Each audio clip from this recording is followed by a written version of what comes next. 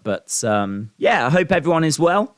It won't take us too long to set things up. I know that there's a fair few matches that have been announced this week already. So we've got plenty to talk about and plenty to look forward to. I think there could be spoilers out there. I'm pretty sure this is a taped show, because when they made that announcement that we're kind of going to start moving and changing towards a new style NXT, I think they did tape a few weeks episodes. So, but to be honest, I've been able to avoid the spoilers. So I'm kind of all right. I don't really know anything that's going to happen tonight. But yes, the spoilers are almost certainly out there for those that don't want to watch the show.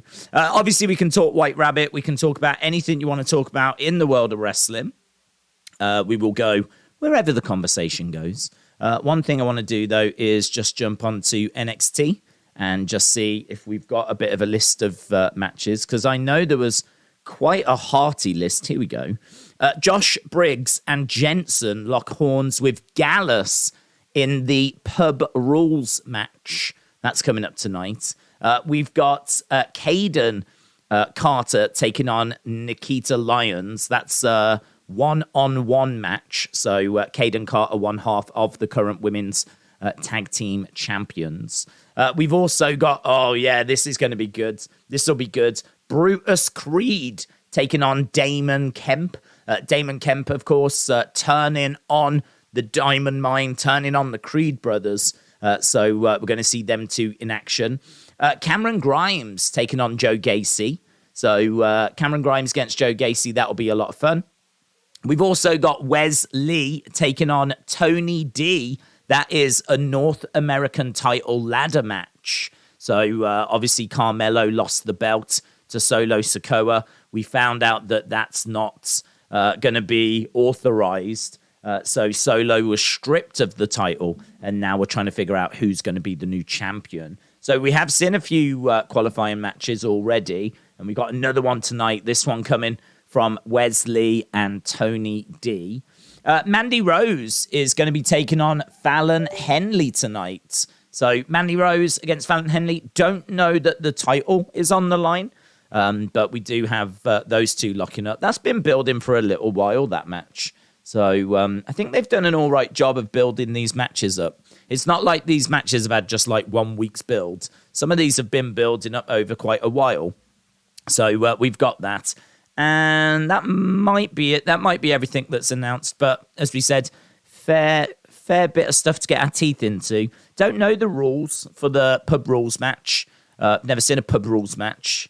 But yeah, we've got that. And Soul Ruka, do you remember that woman that was on the beach that was playing like a ukulele or something? I think she arrives this week as well. So we might even get a Soul Ruka debut. So a few things to look forward to in regards to NXT. Not like a crazy week or anything.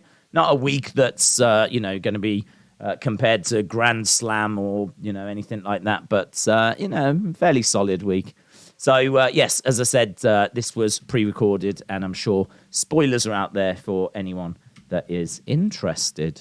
So that's NXT. We're going to be working our way towards that. I'm sure there's going to be lots of White Rabbit talk, which is totally fine. Got no issue with that. Drill Gods, shout out to you. Appreciate the support, my friend. Hope you are well. Hope everyone is well after a long, eventful, certainly yesterday, stressful stream. Everything about yesterday was stressful, but very, very enjoyable. As I said, apologies for those that were watching the Raw stream, and, obviously difficult to do that and do the White Rabbit stuff. Kind of my focus was all over the place. But, I mean, we've just got to do what you got to try and do, haven't you? And, it seems and feels like the White Rabbit stuff is very much where the conversation is at. But I did just have a very interesting conversation with Tommy Toy Travels, and he was saying that he's starting to get a little bit tired of the White Rabbit stuff. And I must admit, I've seen a few people, not loads, but I have seen a few people saying that online as well, that they're kind of already getting a bit bored of it. I mean, I think it's brilliant. I'm still on board with it, and I know the vast majority, 90-odd%, if not more, are still absolutely loving it. But, this is the kind of thing that I think does have a shelf life. I don't think you can keep doing this like for weeks and weeks and weeks and weeks. I think we'll get to Extreme Rules. I think you're going to really be pushing it to get to Crown Jewel. I don't think that this is going to work going all the way to Survivor Series, for example. So, just interesting. Thought I'd mention it. It was just interesting getting his thoughts. Dort Knight said, I realised it's payday today. Can anyone recommend any wrestling-related, any cool T-shirts or figures? I don't know. I don't know what's in the shops at the moment. It depends what you're into. I mean, I went to the shops the other week, and there was that British Bulldog figure's awesome. Loving that at the moment. There's a great sensational Sherry figure. There's some actually really good figures that have come out recently. I think there's a great Hulk Hogan one that's come out. A couple, actually. So there are some great figures, but it really depends who you're into and what you're looking for. In regards to merch, I mean, obviously there's like tons of new shirts coming out all the time. To be honest, I can't say that I've seen anything that's not a figure or not a T-shirt that's kind of caught my attention. Like, do you remember when they were doing the Firefly Funhouse boxes? I've got those. The Firefly, they were doing boxes for lots of different superstars. What it was a box, cardboard box. You opened it up. Inside, you got a T-shirt. You got a pin badge, you got a water bottle, or maybe it was like some kind of shades. You know, if it was Sasha, it might be some shades. If it was like Bret Hart, it could be the shades. It could be a cap. Like, there was about like 4 or 5 different things in there. As I said, I've got they did about 3 or 4 different Firefly Funhouse ones, and I've got those. And they're cool. They're really cool. The inside of the first one is the Funhouse. The inside, you open it up and it is the Funhouse, and you get a few little cardboard cutouts. I mean, I don't know, it's just merch in it, but it's just like something that I think is pretty cool to own. I can't say I've seen anything like that for a long time, or anything that's that's really grabbed me. I've got it's down here. I've shown it before. Some might not have seen it. This was probably the most recent thing I got. This one. This is the Undertaker. This is limited. Undertaker Hall of Fame plaque. And you get a piece of the carpet from his Hall of Fame induction. You get a piece of the ring from when he unveiled his statue. And you get a piece of the cloth that the statue was covered in. So you get 3 different things. And it's all in like a really nice plaque. The Last Ride, limited 380. You can see the carpet there on the left. So I think that's quite nice. I do like these things that just go on a wall. I think things on a wall look really, really cool. So yeah, I've got like a few different bits like that. That was probably the last thing I bought. That's probably the last thing I bought. I would grab it, but I've got one of those little Bruno Sammartino statues. I think they're really cool as well. But I can't say I've seen anything recently. Urban Goth says, what if White Rabbit is a new faction, Black and Corbin, and go after Bloodline for War Games debut at Extreme Rules? I don't think so, only because Aleister Black, in a very serious video, a video that James Chadwick sent me, and if he's around, I appreciate it. He sent me this video of Malachi in a car, very serious, like very frustrated, talking about people spreading lies about him, talking about the dirt sheets and why do people trust them? They can never get anything right. Talking about like his mental health and just lots of very serious things. This was not a promo designed to throw you off the scent. This wasn't a promo. It was too real, and there was too much anguish and pain in it for it to throw you off the scent. I mean, at one point he talks about like his marriage, and it doesn't go into any details, but he's just basically saying like, I don't want to have to sit here and talk about my marriage. I don't want to have to sit here and talk about like what's going on with my mental health. And the vibe I got was that this is him being like, setting the record straight and trying to put his point across. And he was saying, like, he's not done with AEW, basically. So it's not believed that he's going to be leaving. And I think this is really interesting because Aleister Black's lyrics were in the source code for the latest White Rabbit clue. And you can definitely point to stuff that point to lots of different people. Without a shadow of a doubt now, Bray Wyatt is out and out in the leads. Like, there's no one close in my mind when it comes to Bray Wyatt. And I know that many people have had that opinion from the very start. But we've obviously been looking at the clues, and in each clue there are things that point to different people. And as we've said, in this clue, you've got Aleister Black's lyrics in the source code. You've got one of the zip codes pointing to a place called Corbin. So, yeah, again, it's pointing in a few different directions. Of course, it could be that these are red herrings and just designed to throw you off, the scent, throw you off like what the real purpose is. It is worth saying that Bray could be included for that as well, which is why I'm still not 100%. Because if they're putting in Aleister Black to throw you off the scent, and they're putting in, Corbin to throw you off the scent, then there's every chance that the Wyatt stuff is in there to throw you off the scent as well. So I am still not 100% on Bray Wyatt here. I'm still keeping and preaching the open mind. But I think that there was big changes yesterday. Edge came back, and so now he's out the running. The clue that we ended up getting was not the one that was reported. And the clue that we ended up getting was something which did not tie in seemingly with Judgment Day. So that kind of shot those theories out the water. And as I said yesterday, losing theories is just as important, maybe more important, than adding theories. Like, getting clarity as to where we are is just as important. So I think for me, the conversation is very much with Bray. I think the conversation is Bray coming back? Is he coming back on his own? Is he coming back with a group? I mean, I feel like that's the right conversation to be had. To be crystal clear, I am still not 100% with Bray. I am still saying that Bray's a front runner and probably around 70, 75 kind of percent. I still think there's a chance that Alexa could be involved in this. I still think there's a chance that it could be someone being called up. It could be someone that's returning. All of this is very cryptic and feels very Bray Wyatt.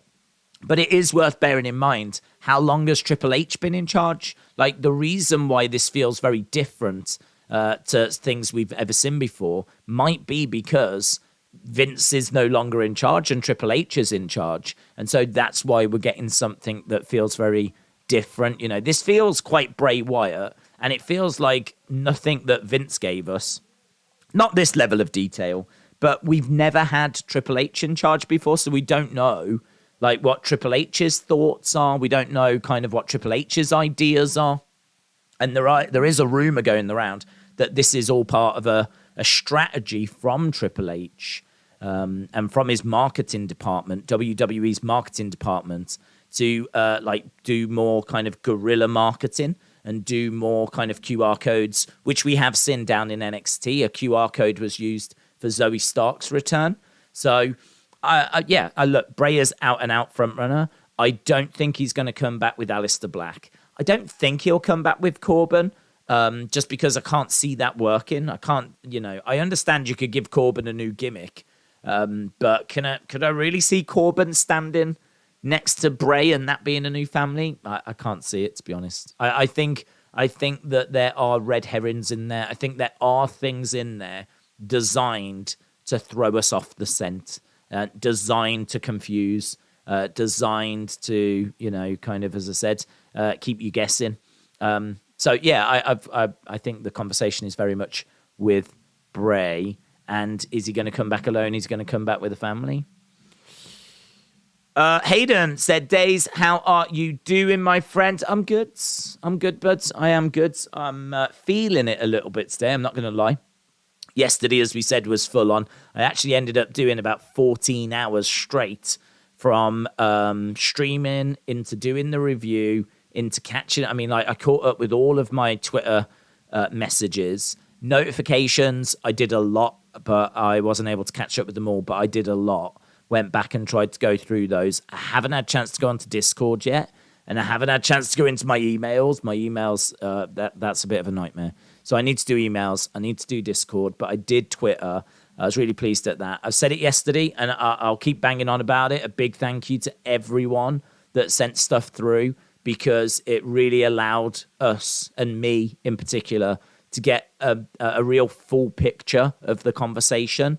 Obviously, it's a little bit challenging to be sat here doing a live stream whilst all this is playing out. It's a lot easier if we weren't live, and then I could just be doing that kind of research and, just kind of digging into things and not streaming at the same time. So, but obviously we're not going to do that. We're going to keep streaming. So that's where you end up with streams like yesterday that are a bit distracted, very distracted. And, you're kind of like digging into research and stuff. So, yeah, I don't know. I kind of feel like WWE, I love it. I love what they're doing.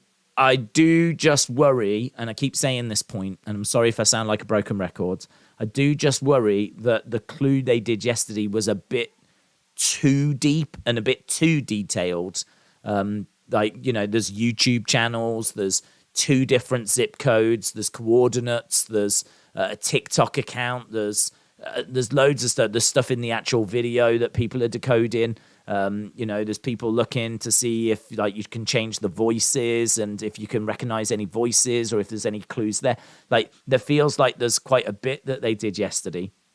And to be honest, from the moment they dropped it to the moment Raw ended, you could spend all of that time going through that QR code. And I suppose in a way, if you want to do that, that's up to you. And if you want to leave it, that's also up to you. I suppose you can explore it at your own pace if you want to. I suppose it's just like for us hardcores that want to be in the conversation live, because this obviously plays out on social media.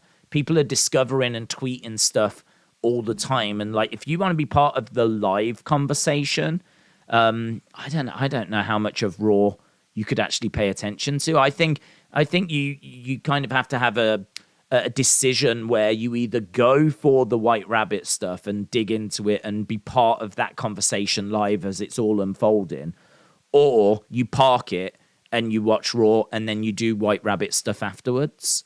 It kind of feels like you have to make that kind of a call. I suppose if you're not live streaming, you could maybe sit whilst it's on and be doing it. But even then, you are distracted.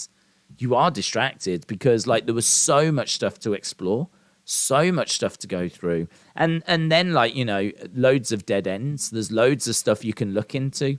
There was a real interesting one, actually. I'm going to show it you. Some of you might not have seen this. I think it ended up being not correct, but I really liked it. I still tweeted it out, and I still like it. It's a video of the fire. Here is the fire. I think this is really, really cool, right? So here is the fire. Just to give you an idea of some of the dead ends people were going down. This, I think, was a dead end. I don't think this was correct. But it's brilliant. I thought it was brilliant. I retweeted it, and I still think it's brilliant. It's been viewed over 4,000 times, and I would imagine it probably features in some YouTube videos and whatever. But there's the fire, right? So there's the fire. Looks like just normal fire. You can also look at it and see the brood, and I think it probably is the brood. This is like a zoomed-in shot. I think if you was to expand out, then I think it would be the brood. But what someone did is they thought they saw the Fiend, and they found a picture that they thought fitted, and it really fits. Here we go. I'll show it you. So there is the fire, right? And then look, you can see the Fiend emerging. And there is the Fiend coming out of the fire, basically. And then I think they zoom it back in so that you can see how well it fits. And there is the image zooming back into the background, and there is then the image that is the image with no Fiend. That is the image, and it fits, doesn't it? I mean, it does fit, almost to a T. It does fit. I don't believe that this image has been manipulated, because what I did was I actually went myself and took a screenshot of the fire, And I can tell you that it does look like that. That is what the fire looks like. I can see why someone thinks they saw the Fiend in the flames. I totally understand. I mean, that's crazy. I think that's crazy. But this is the level of work that people are going into. This is the level of detail that people are looking for. I mean, I swear wrestling fans are doing more work on these QR codes than detectives are doing for the flipping FBI cases that are going on in the country and around the world. Yeah, I really like that one, though. I thought, even though I don't think it's correct, because, as I said, if that image is zoomed out, I think you would see quite clearly that it's actually the Brood. People found pictures of the Brood in fire that look just like that as well. So I think it is the Brood, but that was pretty good. I thought that was quite impressive. I must admit, I was thinking of doing a video where I was going to put in like loads of Bray stuff, because someone else mentioned during the QR code, when they do the Road Dog one, where he says, I think the word world, for some reason, they zoom in on his dreadlocks. Like it goes in on his dreadlocks and then comes back out again. And there was a theory doing the rounds that they wanted you specifically to see the dreadlocks because, again, is that a connection to the Fiend? Is that a connection to Bray? Because Bray has dreadlocks. So it was interesting that all the other clips are pretty normal, but that one, like, it zoomed in on his dreadlocks and then jumped back out again. So there was just a little theory doing the rounds about that. There's quite a few little bits like that, which I'm sure I could, like, hoover up and put into a video. Some of them I think now have been disproven. There was one actually we mentioned in our review that got disproven. And to be honest, I'm a bit frustrated that I didn't get a chance to disprove it myself. You might remember in the review, there was talk of a voodoo doll in the background. And there was talk that a voodoo doll was behind Alexa. We actually looked at the picture. I don't know if I've still got the picture. I thought the picture was really good. I might still have the picture. Let me see if I do have the... Yes, there. I thought this was really good. So I showed it there in the background. Can you see that looks like an eye and what looks like a mouth, and then you've got like hair coming off it? Like, I can totally see why that looks like a voodoo doll. Because if Alexa moves her head, like, it does feel like that's a voodoo doll or a voodoo doll's head. So we did actually speak about that during our review. But, and what I thought I would do is I thought I would actually go to Watch Wrestling, find that moment, and see if there's any point where Alexa moves her head. So I actually ended up doing that after the review stream. And then by doing that, I realized what it actually was. And it's quite clear what it is when you watch the thing. A lot of these things are like really zoomed in. And when they're zoomed in, it doesn't give you the whole picture. And once you get the whole picture, things become a lot more clear. So this is really zoomed in, of course. This is the image. This is what was doing the rounds on social media. This is what I got sent quite a few times, actually. So plenty of people were sharing this. So yeah, it's cheeky, actually. I think this is someone being a bit cheeky. But yeah, there you go. That's the image that was doing the rounds. If you was able to, and I can't because it doesn't have any more picture to reveal, but if you was able to actually make that full screen, which you can obviously when you watch the show, you can quite clearly see that what it actually is Bianca Belair's hand holding onto her hair. So for some reason, I don't know why, she has her ponytail. She grabs it and she like puts her arm behind Alexa. And so what you're actually seeing is Bianca's hair in her hand. And for some reason, her hand looks like it's like that's her hand right there. That's her hair and her hand. And someone, I don't know if they've like done it on purpose or not, has obviously took this image, cropped it, and then, circled it and made it look like a voodoo doll. So this is why you always need to do that kind of level of research and like do those kind of checks. I must admit, I was like, oh, damn, we just spoke about that in the review. Damn. And I was like, But the thing is, it takes so long to check these things that you either have to go, look, this is something that you need to be aware of, people are talking about, I don't know if it's true or not, or you just don't mention it, and then it could turn out to be something.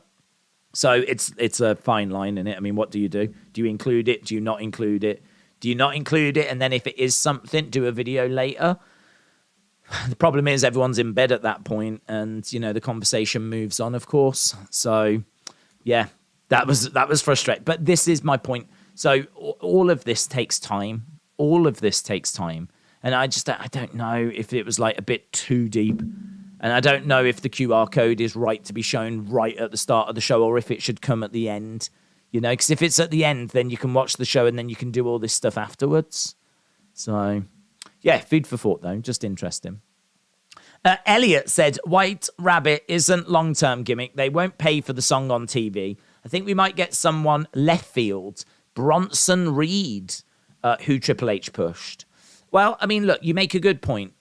I think that there's a couple of thoughts on this. The first one is I think that the White Rabbit is leading us to a reveal. Now, what that reveal is, we obviously don't know. We don't know what he's going to show us. We don't know where we're being led. But you are absolutely right. This does not necessarily mean that we are going to be getting a new White Rabbit character with the song Alice in Wonderland themed. It does not mean that. I completely agree. But is this going to... I think Triple H is fully aware that if you set this up as a big deal, it needs to have a big deal payoff. I think Triple H is going to be more than aware of that. And this is a big deal. Obviously, we don't know if fans have taken to this more than Triple H thought they would. They might have thought, well, some of the hardcore Bray fans will be into this, but... maybe the masses won't. Maybe like the average Joe won't be that bothered. And so, could this be a bigger deal than they anticipated? Has this become more of a thing than they thought it would? Because if that is the case, then the reveal might be underwhelming. The reveal might turn out to be Charlotte or something. And they didn't expect it to be as popular as what it's become. I have to think, though, that they've done this a few times. And obviously they know online how popular Bray is and how much people want Bray back. I've got to think that they've gone into this aware and they know that this is going to do very well and that people will gravitate towards this. And it really is the conversation at the moment. This is what people are talking about. So I have to think that this is a big deal. And I have to think that they've got something big planned. And that does definitely make me think Bray. It definitely leans me that way. But, yeah, you are right in regards to I don't think this is going to be White Rabbit and this is going to be the song and things along those lines. Yeah, I mean, it could be because I don't think that getting that song would be that much money, to be honest. I think, like, if you look at the fact Tony Khan has purchased a couple of tracks, if you think that, like... WWE had like Motorhead doing themes for Triple H. I mean, WWE is $1 billion company. If they want White Rabbit rights, they can have them. Like, it ain't going to be a problem for WWE. But I do agree. I do agree in the sense of this. Are we getting a character that's going to be based on White Rabbit and Alice in Wonderland? I don't know that we are. And if we are, I feel like Alexa's got to be in the conversation. I think Alexa's got to be in the conversation. I would love it, right? I would love it if at the end of this, something ties everything together. What would connect Corbin? What would connect Wyndham? What would connect Aleister Black? What would connect Finn Balor? Like, where you've got clear links, where there are things that are very clear, not things like, oh, it could be this person or it could be that person. Things that were, so for example, Demon, like that is Finn Balor, or I suppose it could be Kane. So you could put both names down. I mean, for me, it's going to be like Kane or Finn Balor. I don't think it's going to be anyone else. I can't really think of anyone else like Demon. I mean, you can argue that the Fiend is a demon, but he was never referred to as a demon, or I'm not aware that he was referred to as a demon. So for me, it's Finn Balor or it's Kane. if you was to like go down all the clues and jot down the names of those kind of like, it's got to be this or this person, or it is just this. Like, you know, Wyndham is clearly just Wyndham, isn't it? Right? So Wyndham is going to be Bray Wyatt. Corbin is going to be Baron Corbin, right? So we've had clues. Alistair Black's lyrics are not going to be Mandy Rose, right? They're going to be Alistair Black. So you can jot down names, and then is there something that connects them all? Is there something? Is it previous opponents? Has someone had classic feuds with these people? Is there something that connects these names from all of the clues? I haven't done that work. I haven't sat down and looked at that. And I feel like if I did, I would get a name. There must be a wrestler that has at least competed against these names, all of these names. I feel like it could be a lot of names if you did look into it. But like, is there someone that's had high profile matches against these people? Corbin, Wyndham, Alistair Black, Finn Balor. Like, if you was to like go down and do that, I think that'd be interesting. I still think this is Bray. Bray is my absolute front runner, but I do just wonder if there's more being told to us than just who this is. Like, is there more in there? Are we being told who they're targeting? Are we being told who they're coming back with? Like, are we being told when they're coming back? Like, is there more in there? And there could be. There really, really could be. But all of this obviously takes a lot of thought, takes a lot of time. And yeah, it's crazy. It's pretty crazy stuff. And I mean, the only reason that we're really spending this long on it is because I can't make any guarantees that we won't do the same with SmackDown. I mean, SmackDown's going to be the same boat, in it. SmackDown, we're going to get a clue. We're going to decode that clue, and Twitter's going to decode that clue. And again, it's going to distract us from SmackDown. So it's just, this is how it is at the moment. But I think it pays off at Extreme Rules. I think the person comes back at Extreme Rules. So I think it'll wrap up when we get there. Right, let me make sure we're up to speed with stuff. Dort Knight, shout out to you, bud, said they tried to be too clever and that was their undoing. They tried to be too clever and that was their undoing. What's that in reference to, dudes? What's that in reference to? Let's go down. Days, I'm going on a limb here to say White Rabbit is Alistair Black. I just can't see this being Bray, as Triple H would make Bray a surprise. As Triple H would make Bray a surprise. Well, I think, to be honest, there's different ways you can bring people back. You can do it as a surprise like Candice. But I think when you've got someone like Bray, I think this probably is the right way to do it. If you think about when we first saw The Fiend, the first image we actually saw was a box. And out of that box popped Mercy the Buzzard. Then I think we got it again the next week. And then the week after that, we got Abby in a chair rocking back and forth. And then I think we got that again. I think there was about 4 weeks of that. I think they did both twice. And then we ended up with the first episode of the Firefly Funhouse. So, you know, the build to the Funhouse and what came was nowhere near as elaborate as what we're doing right now.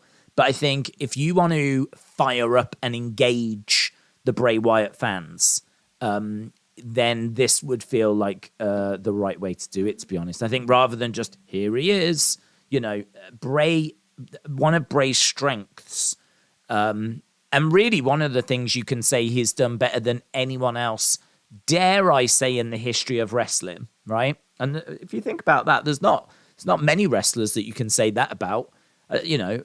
He does this better than anyone has ever done it. And that is the whole Easter egg kind of hidden message, mystery element of his vignettes and his promos and, you know, all that kind of stuff. Like, he does that. I've never seen any wrestlers that do that as well as what he does it with the Firefly Funhouse and things along those lines. I think that this feels like probably the right way to bring him back, to be honest. I think rather than just, here he is, like this kind of, White Rabbit, follow the rabbit, clues, decoding, finding the messages, Easter eggs. It's very Bray Wyatt. It's very, very on brand. And that's why people from the start have gone, it's Bray. From the very, very, before any like decoding of clues have even happened, like just the sheer fact that we're getting these clues and it's Easter eggs and it's decoding and everything, that is enough for people to go, it's Bray. I'm not someone that does that. I mean, I'm someone that likes to look at the clues and dig into it. And like, as we said, there was stuff in that first one for Bray. There was stuff in that first one for potentially Carrion. There was stuff in that first one for Alexa. There was stuff in that first one for Finn Balor. They did a really good job of, if you wanted to decode it and actually not just go, it's Bray, and you wanted to like play the game, if you will, they did a really good job of like putting in alternative names and alternative clues and things along those lines. And they've done that for all three clues. But it is definitely at a point now where you look at it and you go, this just, we've eliminated some big players. Some big players, like Edge in particular, has been eliminated from the suspect list. So it kind of is starting to leave us to the point now where Alexa's in the run-in, but I would say she's quite a way behind Bray. I can understand, like, if this turns out to not be Bray, why people would be upset, because it does feel very Bray. A lot of the clues point to Bray. So I think the expectation after last night in particular really, really rose, really went up. Because I think that, as you said, you was able to eliminate some key suspects. So, yeah, I don't know. We'll have to see. I think this could be Bray. I really do. Bray is my front runner now, out and out front runner. So I think that this is how you would bring him back. Edward said, I've tweeted you something about White Rabbit. Oh, Edward, what is it? Is it too long to read or something? I haven't had to look at since I went to bed, I've not looked at my tweets. And that's a job for me to do. WrestleBuzz said, I love this ride with the White Rabbit. Appreciate the grind to keep us updated on the latest theories. Keep up the good work. I really appreciate that, dude. I really appreciate that. There's lots. I mean, there's even more theories out there and things being said. There's, lots of little bits and bobs. I would say, or to my knowledge, we've touched everything that's major, and we've touched some of the key smaller theories. But as you can imagine, people are just coming up with stuff all the time. There's different bits and bobs that people are speculating on. But I would say all the major things we have definitely boxed off. So I appreciate that. Right, let's try and catch up with some of these. I am a bit behind.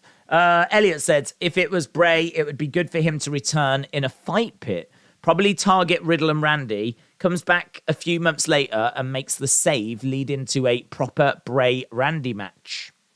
Mr. DXZ said, did you see the tweet I sent you and a few other wrestling pundits about the connection between ECW and White Rabbit? I added to the thread a couple of hours later to clarify my theory. I haven't, no. I mean, I think I caught up with everything up until about lunchtime, and then I had to get ready for the Wrestling Escape Pod. I've been to sleep, got up, had something to eat, set up the Wrestling Escape Pod, and now here we are. So anything that's kind of been sent in the last, say, 12 hours, I am a bit behind with. So feel free to put your theory in here if it's easily, commentable. If not, then I will get to it. I will retweet it out.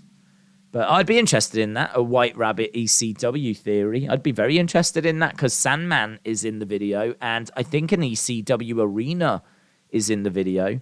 So, I'd be interested in knowing that. Febin said Days Saudi was where his world got killed, Goldberg. So Saudi is where he begins his new reborn chapter again. If it's Bray and he returns at Crown Jewel, ? I think you could make an argument for that, but I don't know. I don't know. I mean, he won the Universal Championship afterwards. So the Goldberg loss is not his most recent Universal Championship loss. He actually lost a Payback to Roman. So, and I believe that, so when he did that and he lost that championship, he then moved away from the title. I mean, his last performance, when was Payback? Payback was the end of 2020, end of 2020. And then he goes into 2021 with he kind of rekindles the feud with Randy. He gets burnt, comes back, does the WrestleMania, then he ends up going. If he's talking about his world ending, I feel the argument has to be WrestleMania. I mean, being betrayed, and losing at WrestleMania to Randy. I mean, yeah, he does one Funhouse episode the next night on Raw. But I don't know that I can say his world ended when he lost to Goldberg, because he picked himself back up and re-won the Universal Championship. He won the Universal Championship again. So his world wasn't over. It was a bump in the road, but I don't know that's where his world ended. Might have felt like it at the time. But he does pick himself back up and win the Universal Championship after again. And then, most notably, that loss to Randy Orton, at WrestleMania. So, I mean, look, could they make an argument his world ended at Crown Jewel? Sure. But it's just, it's hard to know, isn't it? It's hard to know. Because I think you could make that argument for a few different times in his career. Sadly, you could make that argument for quite a few times in his career because of the way that he was booked. Scott said, did you see a place called Let Me In next to Pink Bunny? I did, yes, I did. I don't know if that was you that sent it me, Scott, but I did see that the giant pink bunny, which apparently is decomposed now. First of all, it's no longer pink. Second of all, it's really shrunk down. It's basically just the outline now, I believe, rather than it being still there. It's not something that you can visit. They've shut it off to the public and everything. Great. I mean, I've never even heard of this thing. It was apparently art students, and it's a giant pink bunny that was just left on the side of a mountain, and it was an art thing. And you could visit it, but they shut it, and it just got left there to decompose. And that was 10 years ago, so it's pretty much decomposed. So yeah, it's sadly not really there anymore. But where that was, then yes, on the map there is a Let Me In, which is obviously very, very, very interesting. I mean, look, I think that's really interesting. I think the fact that Wyndham as well is a place that one of the zip codes led you to. That's very interesting as well. And I think all of these do add up to certainly make you think Bray Wyatt. The reason why I'm not 100% is that we can't ignore the fact that there's a zip code that takes you to a place called Corbin, and we can't ignore the fact that in the source code there are Aleister Black's song lyrics. You can't really just pick and choose the bits you want to believe in and ignore the bits you don't want to believe in. So that's why I'm still keeping an open mind. But there's more and more and more and more evidence building up that points towards it being Bray. So it's undeniable in my mind that Bray's the front runner, and that the vast majority of connections point towards it being Bray. So that's very much where I am at the moment. And I would feel like most people are there as well. If not, though, let me know. I mean, I want to hear from you. If not, if you're still genuinely believing this is someone else, I want to know. I'm interested. I'm very interested. Because as I said, and I still stand by it, enjoy the journey. Enjoy this for what this is, because this is very interesting and creative, and they've done a fantastic job with it.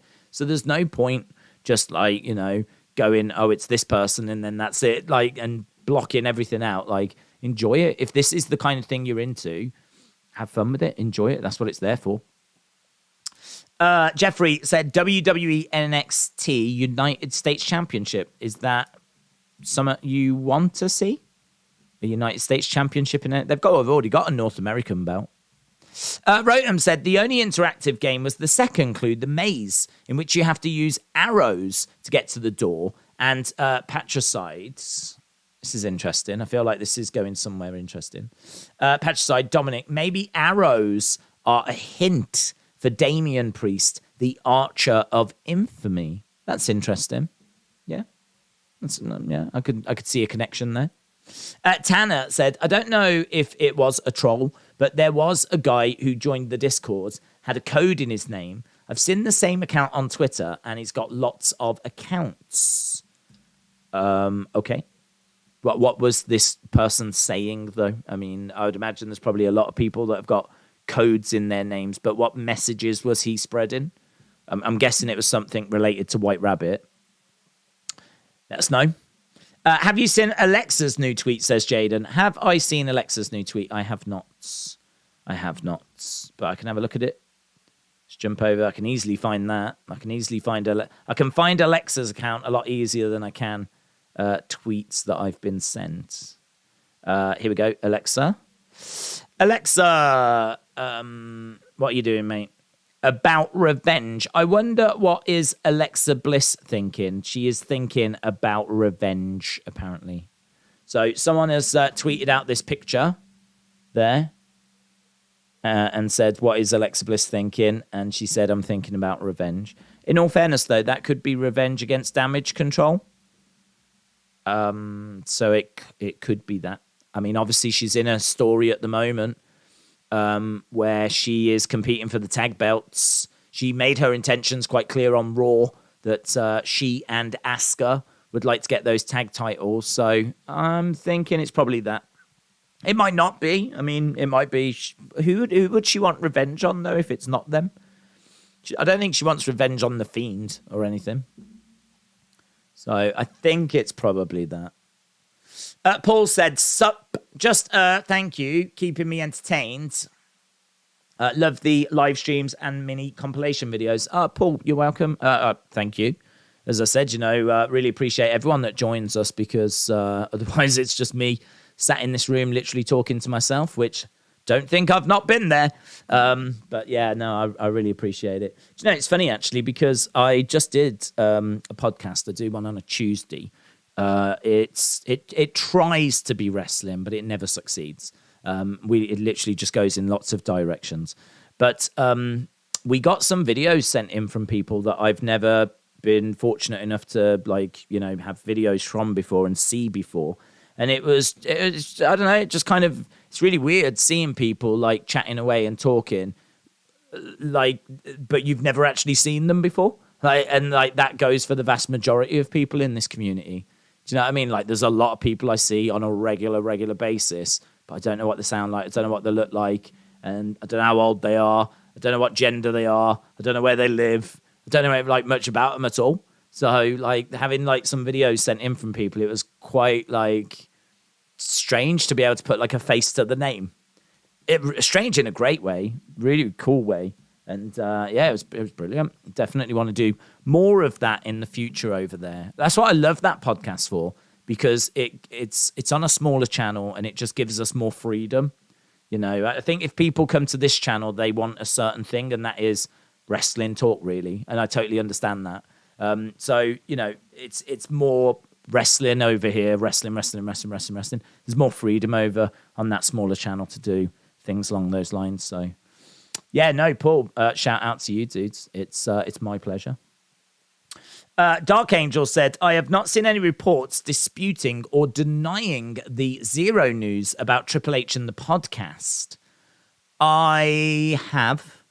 We had someone in our community saying that they went through the podcast, found what was being spoken about, and apparently it relates to Triple H saying that he has got unexpected surprises lined up. The surprises that no one is talking about that are on the way. That has seemingly turned into that this White Rabbit thing is an unexpected surprise. My understanding is that's not what was said. My understanding, and I've not heard it myself, but my understanding is that it was that conversation getting mixed up. So, because this came out, we've already spoke about it. Triple H came out a week or so ago and said that there are surprises coming that no one is talking about. But he did not mention or reference White Rabbit in that conversation. And somehow it seems like White Rabbit has now become one of those unexpected surprises. So, whether that's true or not, I can't say. I've not heard it, but I have had people telling me that. So make of it what you will. The best thing to do, listen to the show yourself. Go to the Ringer podcast or whatever it's called. And, you'll be able to get some clarity then. Paul, shout out to you. I can't wait to find out who is the White Rabbit, said Johnny. Johnny, hope you well, dude. Shout out to you. I had a lovely message from Johnny the other day, just saying how much he loves the community and loves being here and everything. So shout out to you, Johnny. Johnny Wrestling in the chat. Evan said, fiend to murder Judgment Day and rebirth them. Oh, my God. Rebirth them makes me think he's going to be popping them out of his... Do you know what I mean? Not that he's got one, but I don't know. Perhaps there's a lady fiend that could rebirth them. I'm sure Dominic would love that. Wrestle with Andy said, who do you think Joe Gacy's mystery person is? Well, to be honest, it's hard to say because with NXT, it could be someone from the Next in Line program, couldn't it? I think the reason, if you're going to put them in a mask and hide their identity, it would definitely make me think it must be someone we know. It does make me think that. It does make me think it must be someone that we know.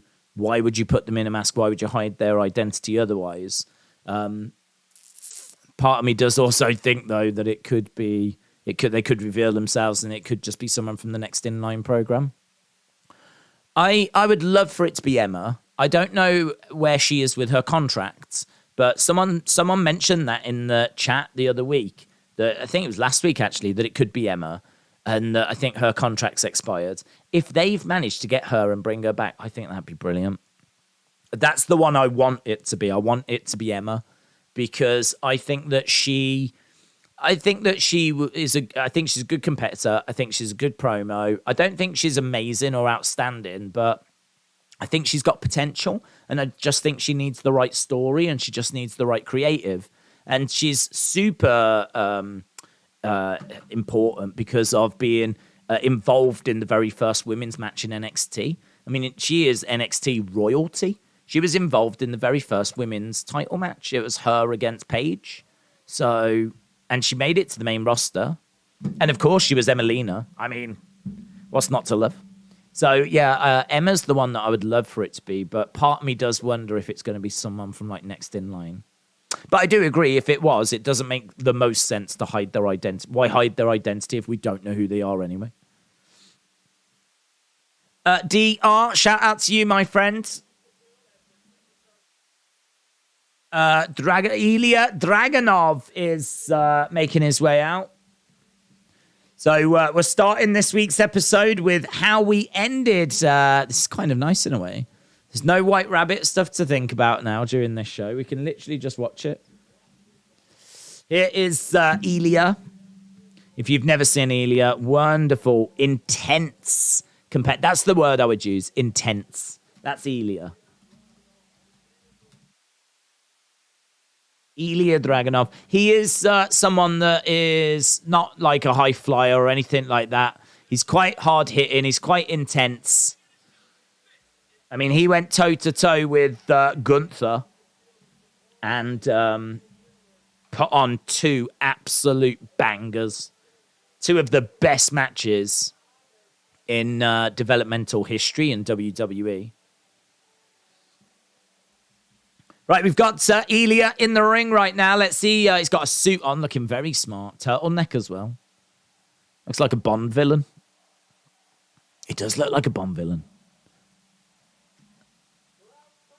He'd be a great Bond villain.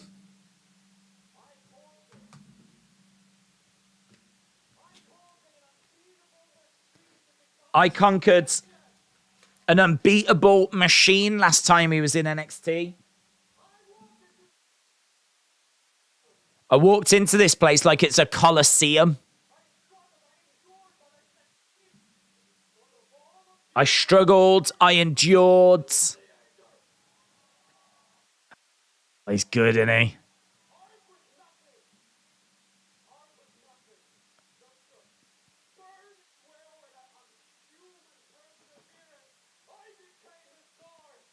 I became a czar?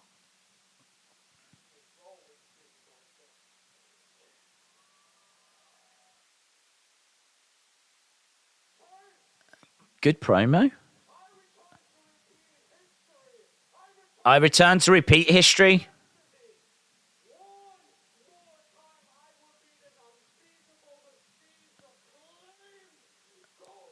Claim gold.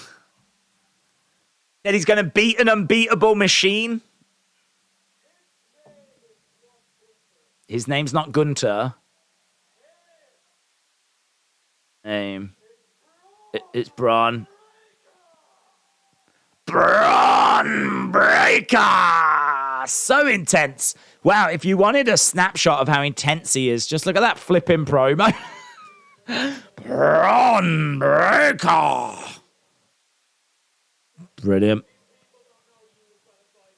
JD Manamana says he's come out. You're a dirty little rat.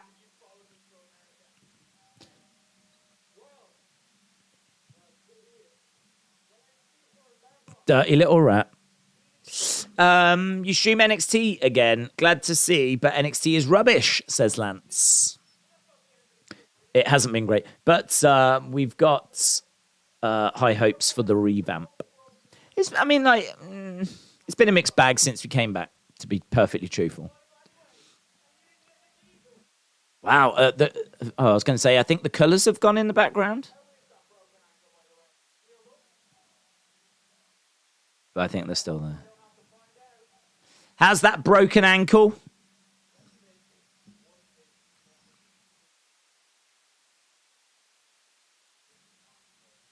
This is not your time. It's my time.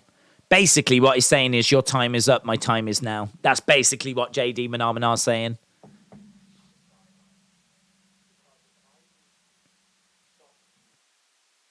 If I need to stop you one more time,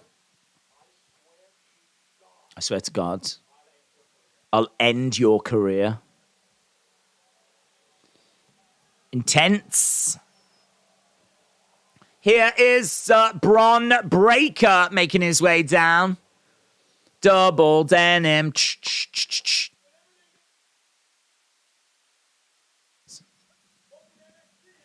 With everything going on, I wondered when you would show up. Welcome to NXT.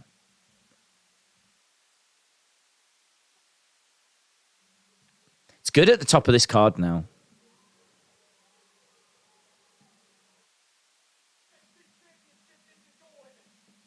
This NXT championship's not going anywhere.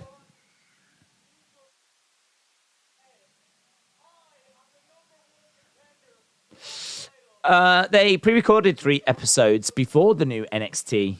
Yes, I'm really looking for. Is this episode 2?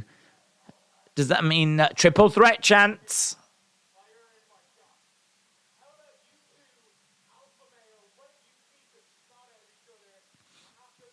Beat the snot out of each other. So JD's like, why don't you two beat the snot out of each other and I'll face the winner?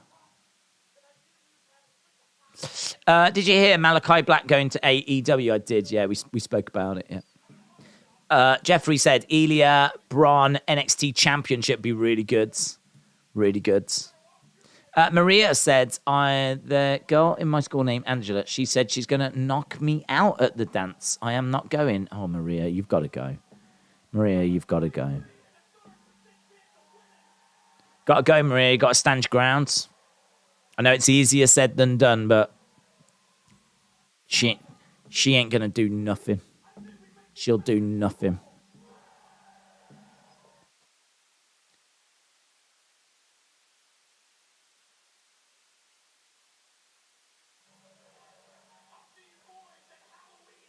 Halloween Havoc. I think we've just had a triple threat made. So, triple threat Halloween Havoc. Triple Threat Halloween. Yeah, Triple Threat Showdown. Steinemath. Just RKO Maria, says DR. Yeah, Maria, you got to go to that, bud. Got to go to that. You can't let people dictate your life. We've got a brawl backstage with Briggs, Jensen, and Gallus. Now we've got Toxic Attraction. Mandy Rose, Fallon Henley coming up next. Mandy Rose against Fallon Henley. T85 Restored said Nikki ASH took her mask off last night, so maybe Nikki Cross is returning. I think so. I'm not feeling Ilja's new theme. It sounds like Russian can music, said Jedab. I miss Randy Orton, said Daniel. Jordan says triple threat match announced. Dark Angel said the TV glitched. It must be Bray. It's Bray. It's Wyndham on NXT. He's going to join Toxic Attraction. Days, I don't know if you remember, but when Wyndham started as Bray, he talked about how he killed his father by lighting a fire on a boat, and watching him die could be a connection to patricide, said Team Shades. Yes, my friend.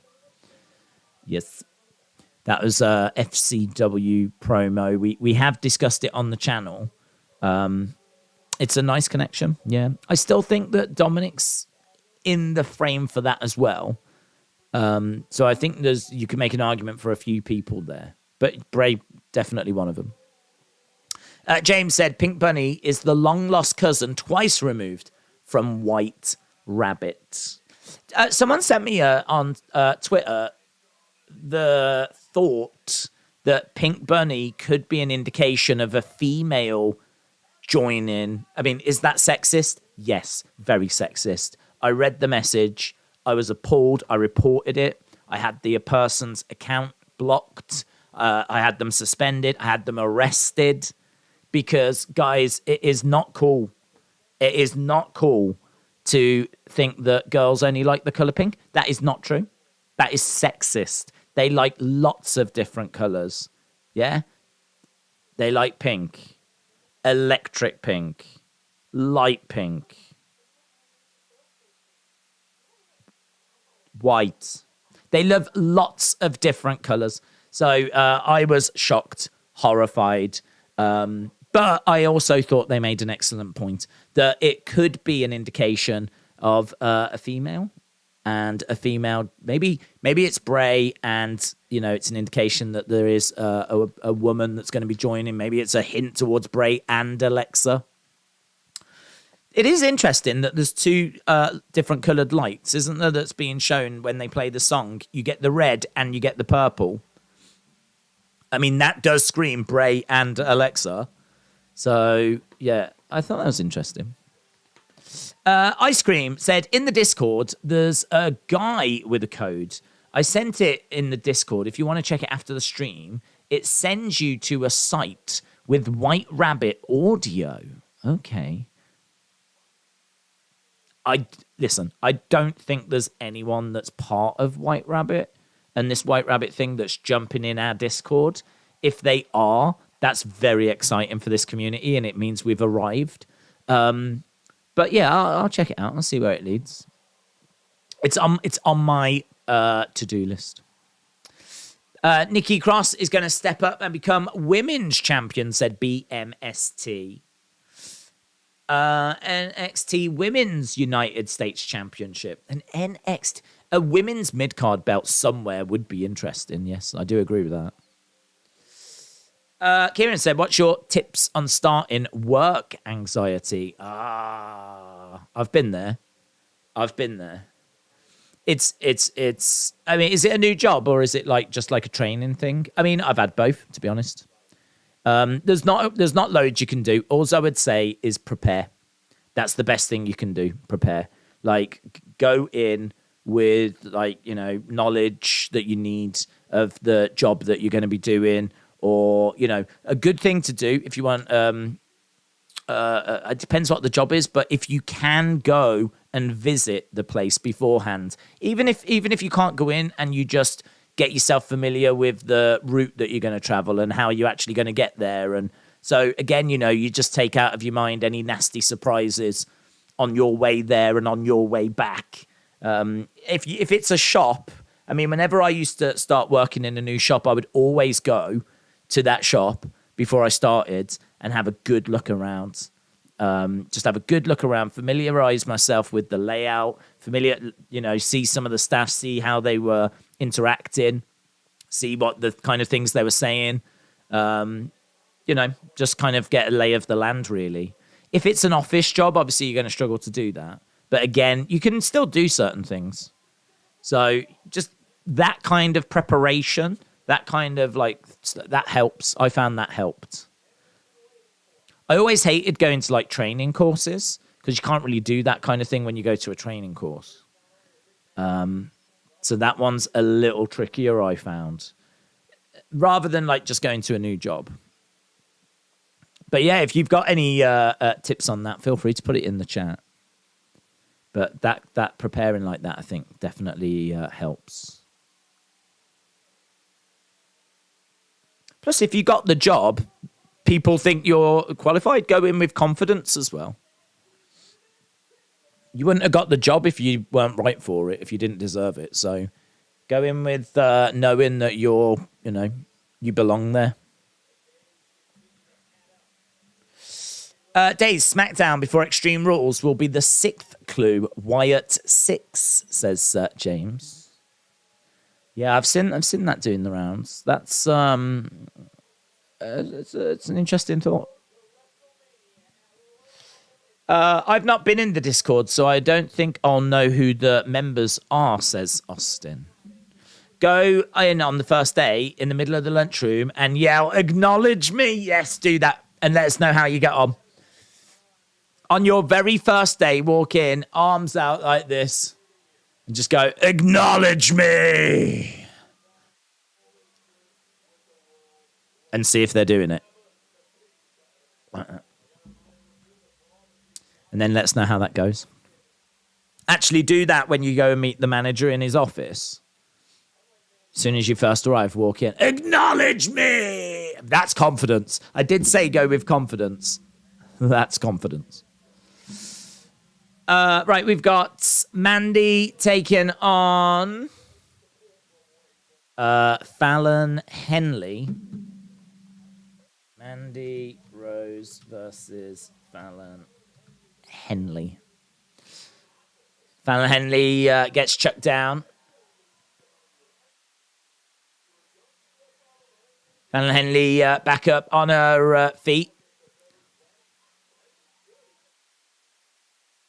Mandy working on the arm. Henley goes down. She takes down Mandy. Jumps into side headlock. Getting back up to her feet. She's a bit Mickey James, isn't she, Fallon Henley? Against the ropes. Shoulder tackle. Against the ropes again goes Henley. Mandy Rose jumps over the top. Henley round the back. Seeing Mandy grab the leg. I tell you what, there's a lot of butt cheeks on display in this match, isn't there? If you are a butt cheek fan, all you butt cheek fans out there, this is quite the contest for you. What if the job interview is at AEW, said Dort Knight. What, and you walked in saying, "Acknowledge me"? Yeah, it might not work. Yeah, instead, go in and go, "Drink it in, man! Drink it in, man!" Like that. That'll go down well. Kick to the back of the head. Go in full Jacksonville Jaguar attire. That'll go down well.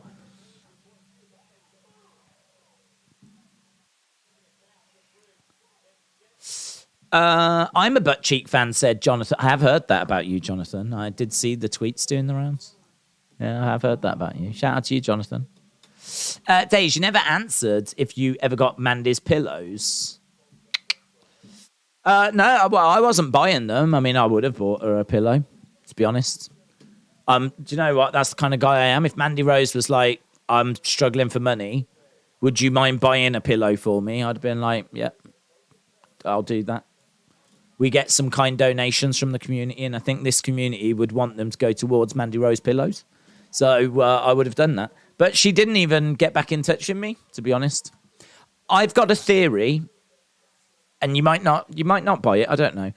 I think that Tino Sabatelli heard that I had got in touch and demanded that she didn't respond, because I think he knows that if there is any interaction, communication between me and Mandy Rose, that engagement is off.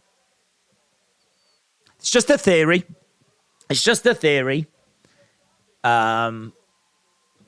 Yeah, I think that's got Tino Sabatelli written all over it. Personally, I think she desperately wanted extra pillows. Knows that she needs extra pillows. If anything, I think that Tino Sabatelli is a monster. I'm going to go on record. I think he's a monster. I think that he shows a lack of regard for soft furnishings. I think she wants more pillows. He's the problem. And here I am trying to make things right. And he's, vile. What a vile man. He's like, don't you dare send any messages to Wrestling Days. It feels threatened. That's what it is. Feels threatened.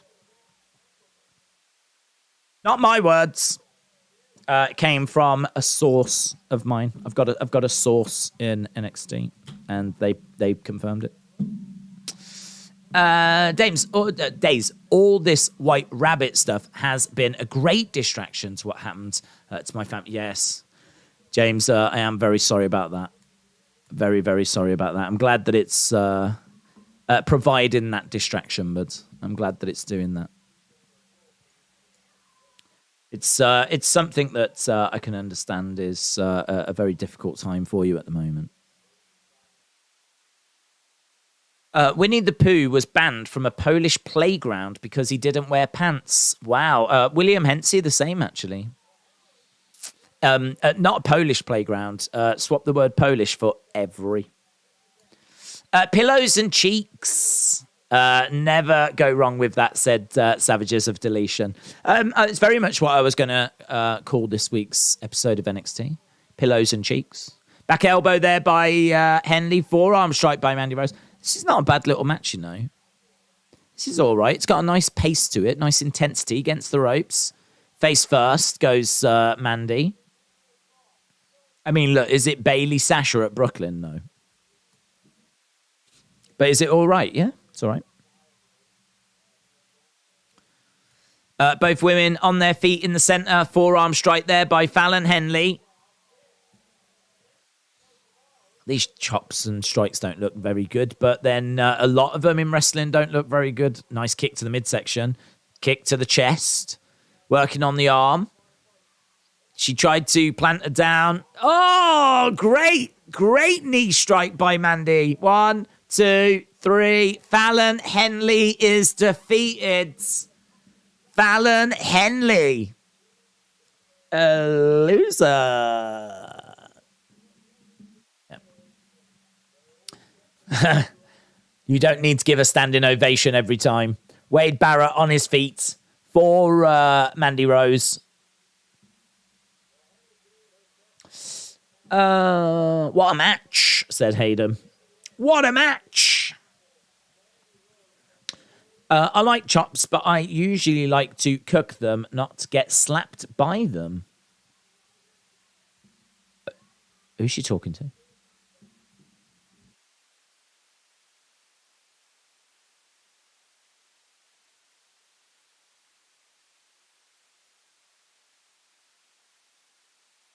You might keep the fire going.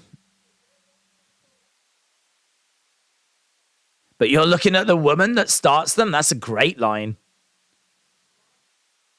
Mandy Rose. Mandy Rose.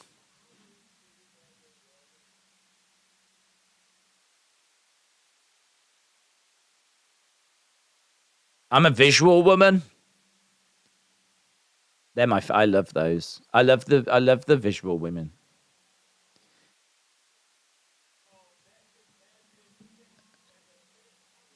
So she's lit a fire that says "and new."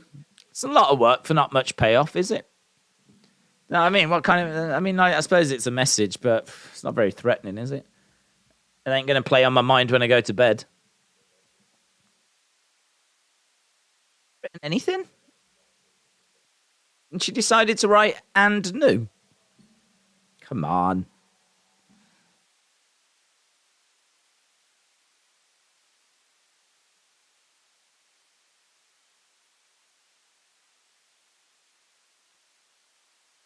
You. I remember what she exactly said now. Was it like, you surround yourself with fire, but I'm the person that starts them? It was a great line. That was a great line. I want to put that in the review. It might not be the actual line, though. I might have just like tweaked it, made it up.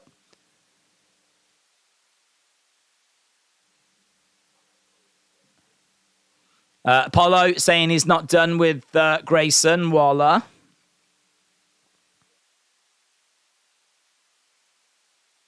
So Mandy to Alba, and then Alba's and new. Oh, yeah, I love this. I love the fact they're bringing out, like, the kids. Oh, look at that dude. He's living it. Got Hulk hands. Quinn, the King Crusher Molitor. Love it.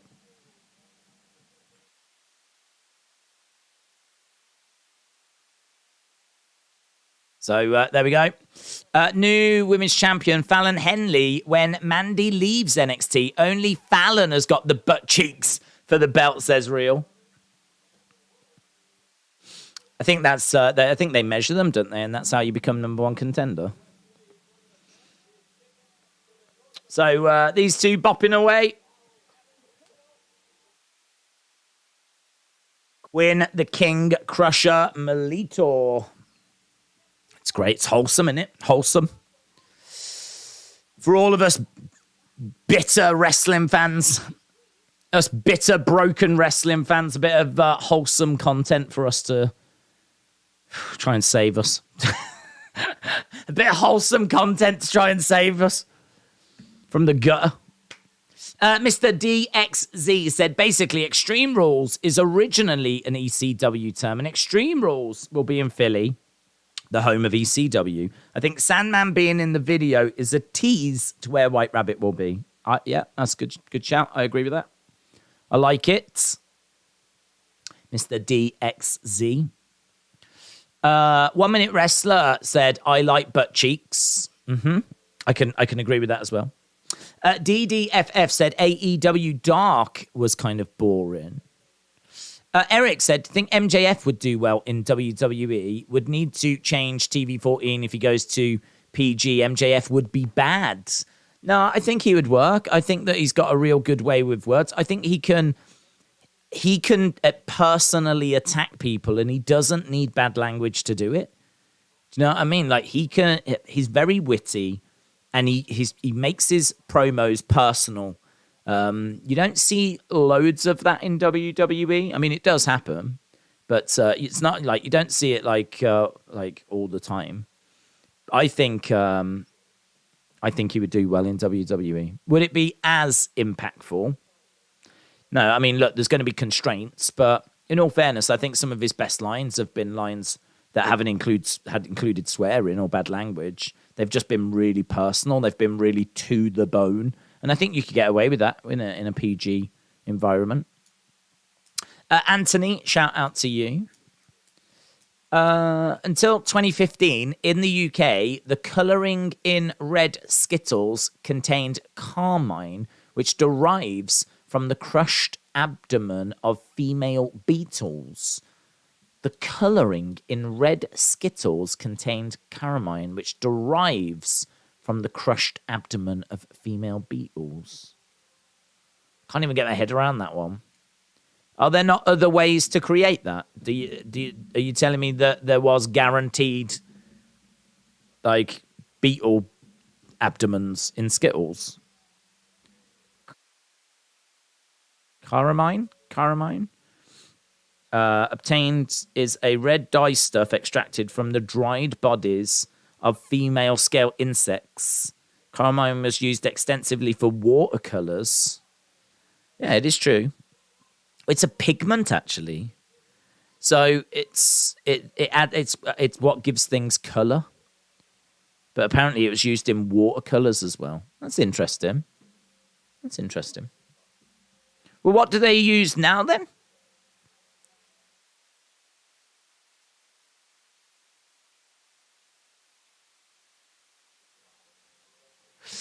I've just got distracted here because I've seen something from Talk Sports where people are questioning whether his knockout punch, Mayweather... We watched a Mayweather fight the other day against Asakura. There's an article here where people have slowed it down and they're questioning as to whether that knockout punch actually even landed or not, and that's Talk Sport.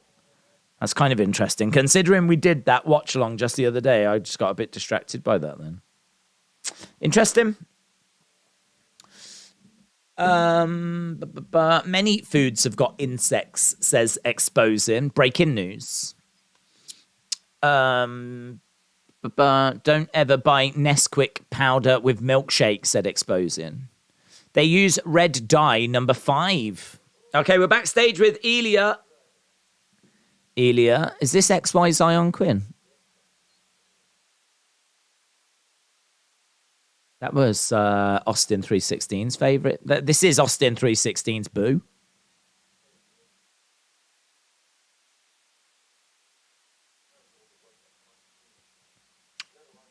You couldn't carry the weight of being champion. We are half an hour into the show, so we've done a quarter of the show already. First match was all right.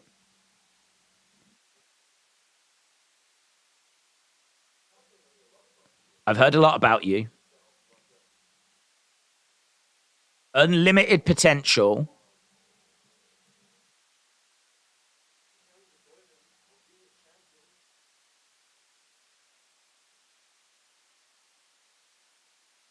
You tell me I can't carry the burden of being champion, but if you ask me, no one will ever call you champion. So we had a little backstage moment. Little trash talk between Ilja and XY Zion Quinn. Well, he was around, wasn't he? I don't know where he is. I don't know where he's gone. Old Austin 316. Here's Tony then. Tony D making his way down. Tony D'Angelo. So we're going on to our second match of the evening. Tony D. Forget about it. Trading cards available. Taking on Wesley. Hey, forget about it. You suck chance for Tony. Coach Co said the phrase sweating like a pig is technically impossible because pigs can't physically sweat. Oh. Elizabeth said, I like Jesus when he was on The Walking Dead. Jesus was on The Walking Dead. Wow. Exposing says, does anyone... No. I have never seen that, nor have I heard of that. But I think it's a real insight into your world, Exposing. I think you are exposing yourself. James said, Days, finally an Extreme Rules pay-per-view that's going to be extreme. It's going to be good, isn't it? Yeah, it looks great, James. The card looks great. I think they've done a really good job building this one. It should be good. And then the obviously added interest around the White Rabbit stuff as well. I think it's going to be a really, really big stream. Real big show. Larry said, anyone but Days. Now we've got people asking others in the chat, and now I'm being excluded from my own stream.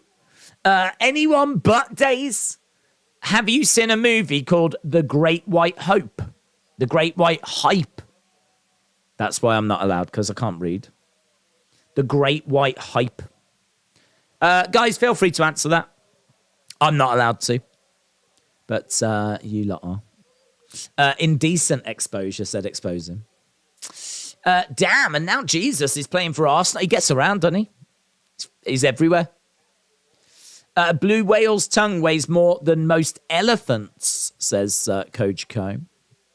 Elizabeth said, my favorite female on The Walking Dead is Maggie. Wrong, Elizabeth. Correct answer is Princess. Ernesto said, I haven't seen that movie. G Moneyslayer said it is a good movie. All the reviews are coming in now. Full-throated reviews pouring into our NXT live chat at the moment as Wesley goes against the ropes.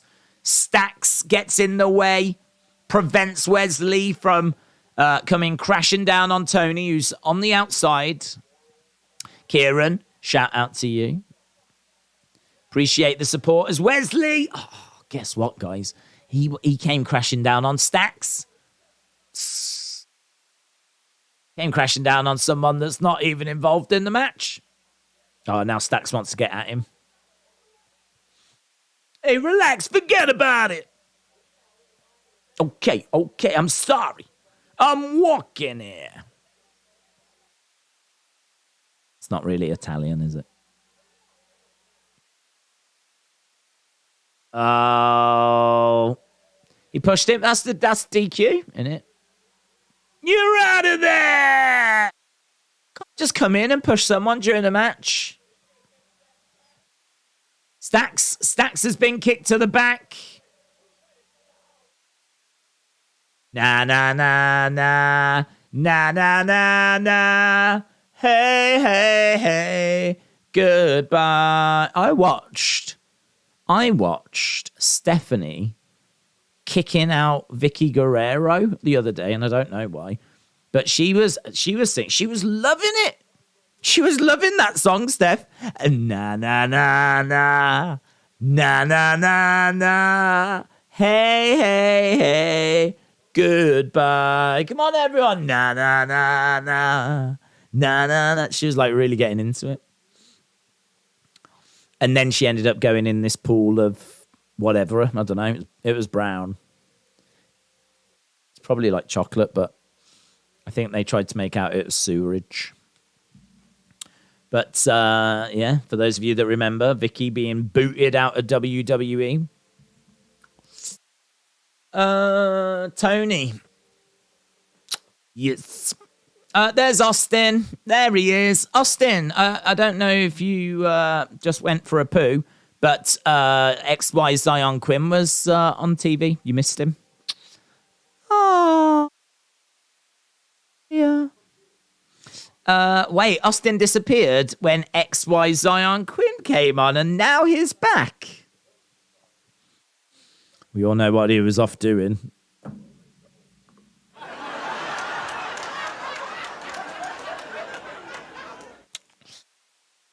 Just saying. Days, Hurricane Ian in America. I haven't heard much about this. I've seen people saying stay safe and all of that, so it feels like it's a pretty big deal. So stay safe, stay strong, stay vigilant, stay protected. Fun fact, the average size of a blue whale's member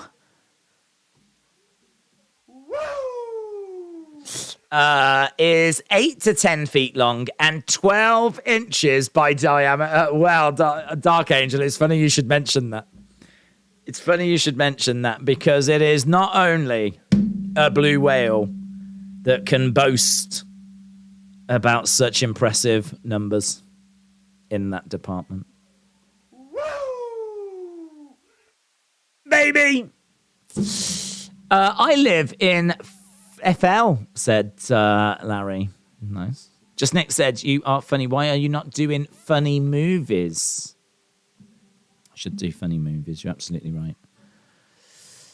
I love that idea on the Wrestling Escape Pods. On the Wrestling Escape Pod, we were saying of like getting community members to read out a line, act a line, and then we'll edit it together and make a film. I love that idea. I wonder if we could do it like wrestling themed would make sense, wouldn't it? Imagine if everyone played a different wrestler and we did like a promo story backstage thing. That would require Triple T to write the script because I ain't doing that. But yeah, I thought it was good. Member of what, says Corvid? Parliament. Parliament. I think I was talking about Parliament. When Liv Morgan's wrestling buddy comes out, you guys had better behave. Oh, mate, I'll behave. Don't you worry about that. Because I ain't buying one.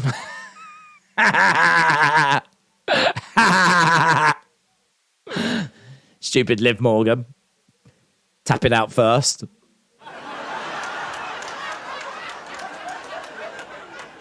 Lol. Exposing said yes. Wrestling Days beanies for sale. I should sell Wrestling Days buddies, shouldn't I? Imagine them. Put them on a sofa. Can sit there. It'll be about as entertaining as I am. Won't say a word. Won't do anything. Member of NATO, said Dark Angel. Yes, member of NATO. DR said, what part of the UK is your accent? Same part as me. It's my accent is from the same part of the country I'm from, which is the Midlands. I'm back, said Mustafa. Yes. Just like the Lion King. Darth Vader said, YouTube channel, it's called Tim Paul Boom Roasted. What? I don't even get that. Did I miss the start of the joke, Darth Vader? No laughing at Liv. Shoosh, please, says Exposing. Hey, you know Liv Morgan? LOL.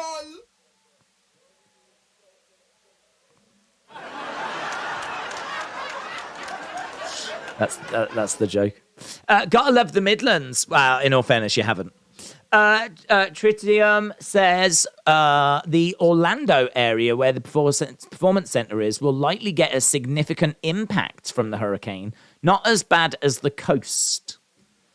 Austin said, I think Roxanne still can. I'm not confident in Alba Fire. What, Roxanne can become women's champion? Is that what you're saying? Guys, can you please not exclude me from conversations? Otherwise, I have to sit here and just play with sound effects. Oh, no. We've got a bell here. Referee's discretion. Is he legit injured?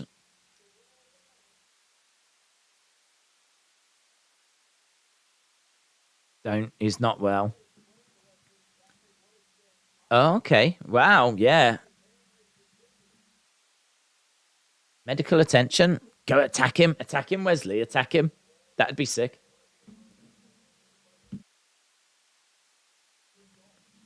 Wow, that was weird, wasn't it? Tony comes over. He goes face first. I think he kind of knocks himself out.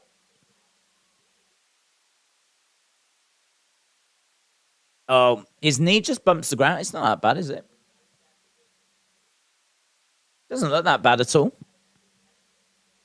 Wesley qualifies. Tony is... there's a lot of confusion here, you know.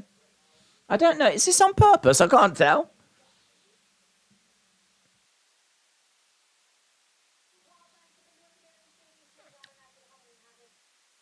Is it on purpose? I really can't tell. It does not look that bad. Drop toe takedown, takeover. And Tony, like, bangs his knee as he goes down, and his knee goes down first. And then he's, like, down like Peter Griffin.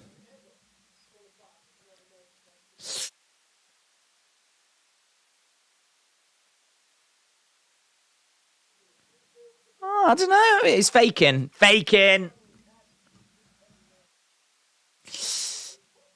That's not how they handled. Did the ref do the X sign? Well, I didn't see it, but the camera wasn't on the ref all the time. I mean, in all fairness, he didn't really need to because the doctors were there straight away. He called the match. Doctors were there straight away.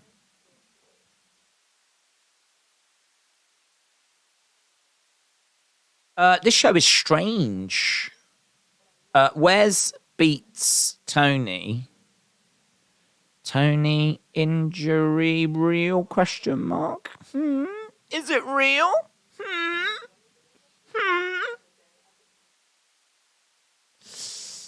Days, why do you keep saying Dave? Days, I just found out something I never knew. I can believe that.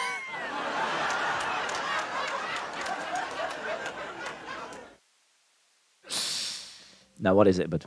Apparently, Buddy Rogers' first WWF title win never happened. It was in a fake tournament. Don't you dare say that. Don't you dare. Don't you dare.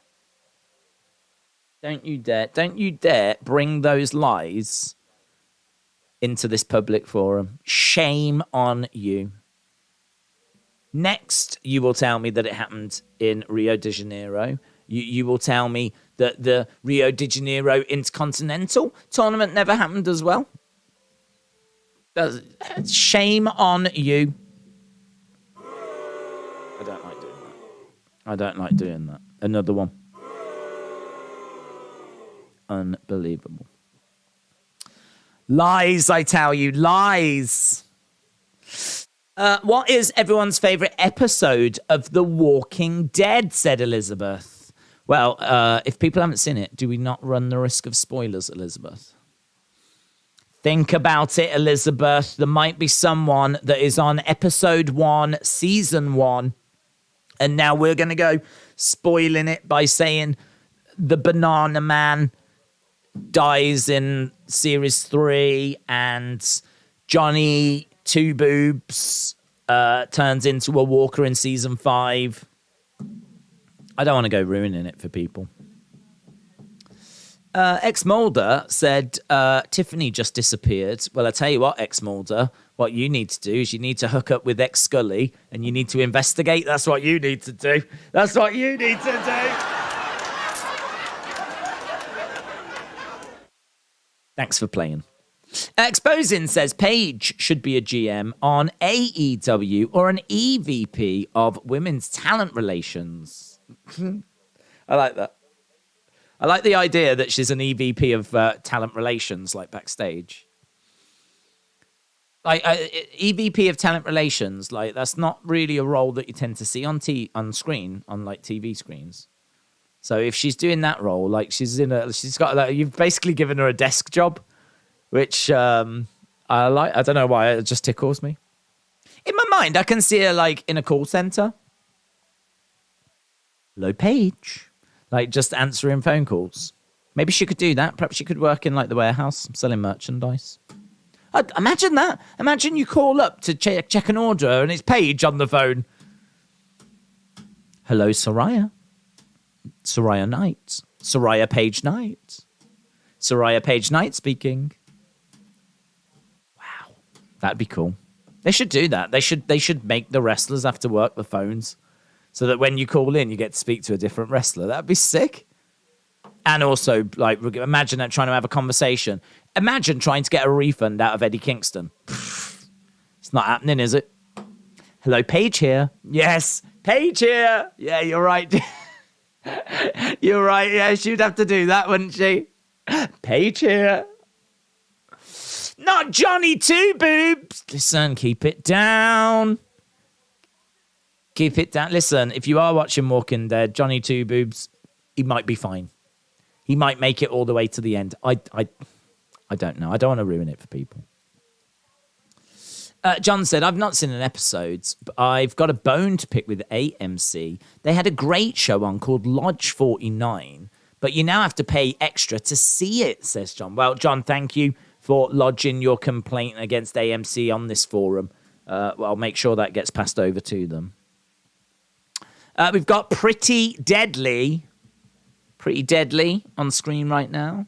Sean said, question for you. Any idea who the Red Robe person is? My thought was Roxanne Perez. She's been having trouble going extreme. Roxanne Perez is a thought. I was wondering if it was someone returning that's been in NXT before, which is why Emma came to mind. Someone mentioned Emma in the chat. That is not my idea. It was mentioned in the chat, and I really like it. Look at this. We've got, what are they doing? They're in a flat, and they're feeding each other food.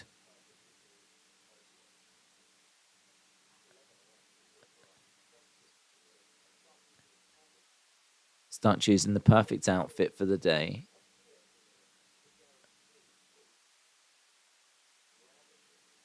ravishing. Look at these two posing with each other now. They're playing with their hair.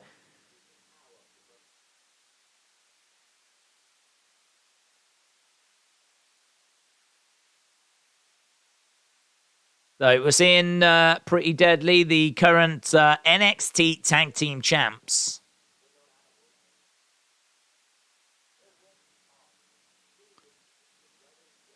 We are works of art.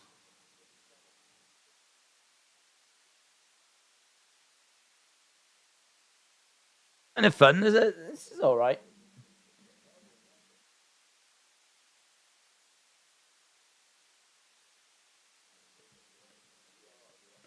We are your NXT Tag Team Champs. This is basically what me and Austin do most mornings. It's just a real insight into Austin and my relationship. Yeah, here's this girl. I've seen her before. Amari Miller. She's having a good time, isn't she? She's loving it. Bopping away. Amari Miller. It's Miller time. That's an American joke. I don't even think we have that over here. Miller taking on Sol Ruka. It's Sol Ruka time. Ukulele. Ukulele. Oh my God. Look at that. She just jumped up onto the edge of the ring by doing the splits and landing on the edge of the ring. I can do that. Flips over. She's very flippy. That's what I've learnt about her. Very flippy. So this is Sol Ruka. She's been on the beach, just living her best life. And now here she is in NXT. Miller Baby. QR code leads us to Vince McMahon's private video collection. God, I hope that happens. That'll be the best QR code ever. Amari Miller.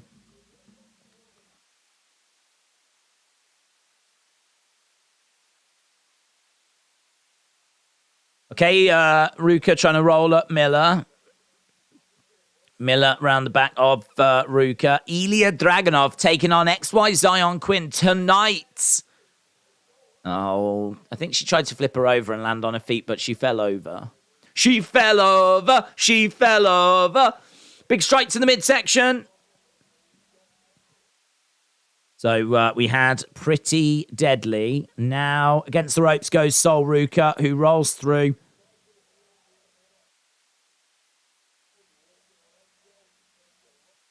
There's lots. This is like a flipping training match. Face first. You can even see bits where she's like, okay, now do this. Come back. Right, now we'll do that. You can actually see like the communication. Push to the midsection by Miller. Ruka goes against the ropes, over the top. She's too far out. Good. I like that from Miller. Sol Ruka went over the top and tried to pull Miller down, but she'd actually over-rotated, so her head was like too far away. So she was having to like pull her down when she was like too far behind. And thankfully, Miller didn't go with it. And she instead reversed it because it looked like it was easily reversible. Shoulder up by Miller. God, this match is getting quite a bit of time, isn't it? They're giving these two time. Miller. Kick to the face. That was nice by Miller. That was nice. Spin kick there by Miller. Ruka's down. Miller on her knees. Miller looking for the cover. 1, 2. Kick out by Ruka. Ruka, when she puts it together, when she, like, obviously this is her debut, so she's going to be nervous and whatever. But when she puts it all together, like, you can see there's potential there. It's very spot heavy. She seems to be very high flyer Ricochet-esque, doing lots of flips and cartwheels and things along those lines. Over the top goes Ruka. Ruka over by the ropes, rolled through. Miller misses. Arm drag. In the corner goes Miller. Shoulder tackle. Another shoulder tackle. Look underneath. Drop kick. It's all right. Up on her feet. She's got a decent height to her as well. She's not a small girl, is she, this Soul Ruka? What was that? Yeah. Flips over. 1, 2, 3. And Ruka gets the win. Soul Ruka beats Amari Miller.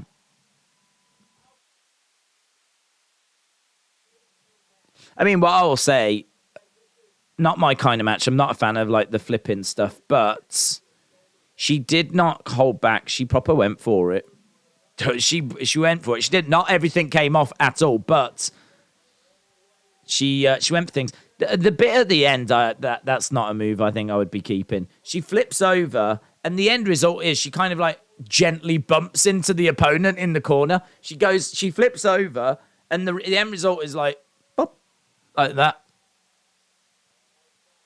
Nice sign of respect at the end as the two embrace. So there we go. She's definitely got potential, says Let Him In. Yeah, look, first match. And what I would say is that she tried a lot of stuff. There's a good chunk of stuff that didn't come off. I think there's moves that I would say get rid of. You know, there's stuff in there which I think definitely get rid of because it just doesn't look very good. Even if you did it well, I don't think it's going to look very good. So, you know, her moveset might need to evolve. Her execution needs to evolve. But she showed quite a lot of bravery by going with some, you know, lots of flips and going with lots of big high spots. I mean, she could have gone in there and just done the bare minimum and got back out again. But she's gone in there. She's gone for it. Some of it worked. Some of it didn't. But the potential is there, definitely. Right. So I'm kind of down for that. Ilja and Zion Quinn. I'm down for that. That's going to be good. We're almost an hour into the show. We're only 5 minutes away from our halftime scores. So we're getting there. Ruka sounds like Veruca, says Kyle. And no one wants to think about Verucas. Well, that's true. Can you do an impression of Ruka's finisher again? Well, it wasn't. It was a signature move. It wasn't her finisher. Because her finisher was a little flip kind of leg droppy thing. But this is where she like flips over. So she flipped over. And then as she rotated round, the end result was she went boop.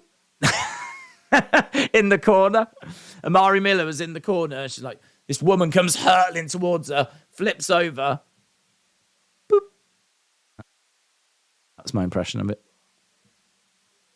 I think even the commentator was like, well, that's interesting offense.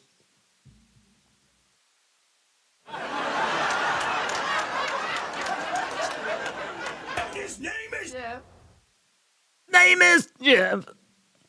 Days with a wardrobe malfunction, was there? Ba-da-dum, bow, ba-da-dum, bow. The best episode of the 1984 TV series, The Hitchhiker, was Season 2, Love Sounds. Oh, you filthy animal. Elizabeth. Oh, and Season 5, Striptease. Oh, we're getting a real insight to Elizabeth's world. Is that what you enjoy, Elizabeth? Smut. That's really what you want to bring to this community. You want to bring love sound. Well, not you, but you want to bring recommendations of smut, love sounds, and another episode called Striptease. This is a wrestling. We are hardcore wrestling over here. We focus on wrestling. We focus on skill. We focus on ability. We focus on execution and time. We don't focus on smut. Dare you? How dare you? You should be ashamed. You should be ashamed. Booing you. Booze. I don't even know if that played. Did that play? Yeah, I played it again. Hey, yo, chico. William says way worse. Oh, God. Well, William's been banned more times than I've had hot dinners. No one's denying that, James. No one is denying that. Elizabeth, who strips in... Don't encourage her, John. Don't encourage her. We don't need that kind of... I'm trying to protect this community from smut and stuff like that. Do you still watch NWA? I haven't. No, not for a long time. Nothing against NWA. Just when it went behind the paywall, just people seem to drift away from it. I think now it's back on YouTube. It might have got a bit of momentum again. I feel sorry for them, though. They kind of had to do that, didn't they? They needed to make money. I think I've actually scared Elizabeth away, you know. Elizabeth, I'd like to apologise on behalf of Erase Your Mind. Erase Your Mind did not mean any of those things that you just heard. You should be ashamed, Erase Your Mind. That's bullying, that is. Right, we've got Cameron Grimes making his way down, so it's time for Joe Gacy against Cameron Grimes. To the moon. Cameron Grimes. He's just turned against the NWA just like he did the Fiend. Actually, you're wrong. The Fiend turned on me. That's what happened. I didn't turn on the Fiend. The Fiend turned on me. Hayden said, I'm going to watch some old NWA. Oh, you would. You would. That is so you, Hayden. That's exactly the kind of thing that I would expect Hayden to do. Look at me. I'm watching an old NWA. Unbelievable. You should be ashamed, Hayden. You should be ashamed. I don't know why, but as soon as I figure out why, you should be ashamed. AJ said, I wonder if we're going to get the woman in the red hoodie. I bet we will. I bet we will. I'm guessing she'll reveal herself. That was for you, Elizabeth. I'm guessing she'll reveal herself at Halloween Havoc. Gacy in control against Cameron Grimes. Cameron Grimes. There is a person with a yellow mask on. What? Can you see someone in a yellow mask? In the crowd? Oh, yes, there they are. You're right. In the crowd. She's already there. Look, sat next to a Santa in blue. Santa in blue is dancing with me. Cheek to cheek. Santa in blue. That sounds like a Bob Dylan song. We got Cameron Grimes. Cameron Grimes comes crashing down onto Joe Gacy. You are right. Why doesn't the person... so if I was... Imagine if you sat next to him, you wouldn't watch the match, would you? You'd be like... I'd turn around and I'd be like, excuse me, have you got the time? Like that. And then see what they sound like. And then record them. I'd be like... Excuse me, do you know what time it is at all? And then just be recording as they answer. And then I'd put it onto social media and then I'd ruin it for everyone. Because people will be like, that's Emma. That's Emma's voice. That's Roxanne Perez that just said 2:30. Cameron Grimes goes into the corner. White Rabbit is punk. He's got a rabbit foot tattoo, in all fairness. In all fairness. If that did turn out to be CM Punk, would people be disappointed? I think hardcore Bray fans would be disappointed. But I think if CM Punk was to come walking out, the shock of it would overshadow any disappointment. Strikes by Gacy. I would ask, where can I buy one of those? Well, do you know what, AJ? Any questions would work fine, to be honest. You don't have to ask the time, just as long as they talk in response. I think they gone. I think they went. Look, not there now. They've gone. Oh. Strike. Gacy is having to try. Cameron Grimes having to deal with the dyad. And Gacy's going to get the win. Gacy gets the win. Gacy gets the win. Gets the win. Gacy gets the win. Na na na na na na na na na na. Joe Gacy picks up the victory.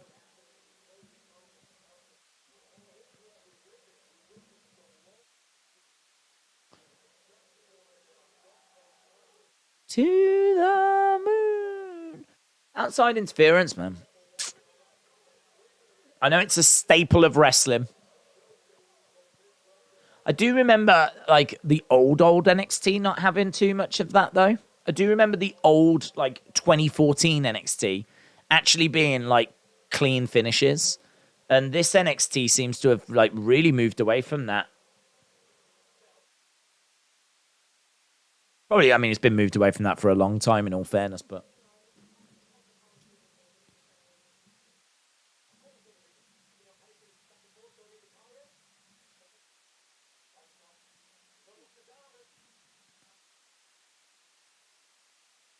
Okay, did you see Apollo's vision earlier?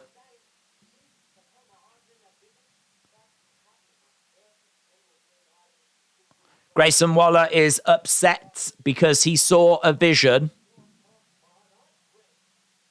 And his eyes were red. And he's upset because he doesn't want his eyes being red.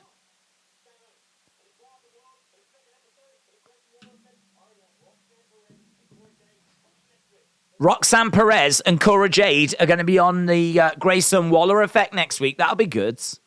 That'll be good. That'll be good. That'll be a good episode. Far too many NXT wrestlers with everyday clothing, says Corvids. Was she just a figment of our imagination? Maybe this whole episode is a figment of our... Perhaps NXT's not even on this week. Here is Nikkita Lyons. Nikkita Lyons coming down with Zoe Stark. Nikkita Lyons.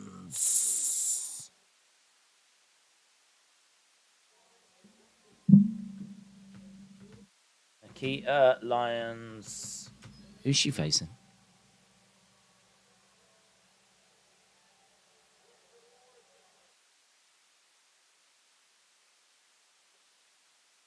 With who? Oh, Kayden Carter.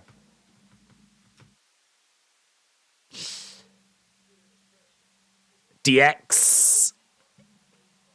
25 years of DX. That'll be good, that will. That'll be really good.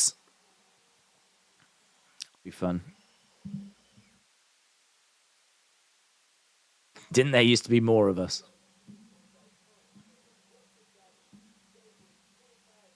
Da-na-na-na. Oh, come on. You're having the bloodline on the same show as DX and you're telling me we're not going to do a face-to-face? Come on. Come on. Come on. Hey, that's in Brooklyn. Come on. You've got bloodline on the same show as DX. Give me what I need. Papa H. Give me what I need. That's what I need. The 25 years will be DX. It will be great if they get Billy Gunn on. Tony Starks doesn't want another match with Mandy. Tony Starks. Weird that she's just over it. Will it, though? The most they can have are Triple H, Shawn, and Road Dogg. Rotem said the White Rabbit is Super Diva. Arcane said, who's the next NXT star you think will be moved up to the main roster? I think Bron is in with a shout, isn't he? Old Bronny boy. I don't know where we are with Gacy. Toxic Attraction. I mean, they've already flirted with the main roster. Flirted with everyone. So I think they could end up going up. So Toxic Attraction, Bron Breakker. I don't know how long they want to keep Carmelo Hayes down. Perhaps they want Carmelo to have an NXT title run. So it might be a little while for Carmelo. but he is a lot of fun. So yeah, I think there's some that are not far away. James said, "What if the Fiend returned on that Raw and not Extreme Rules and attacked DX?" Bum bum bum. BMST said the White Rabbit is Hornswoggle. He is going to open the GM's laptop and it's going to be Vince McMahon saying "F you, Marks."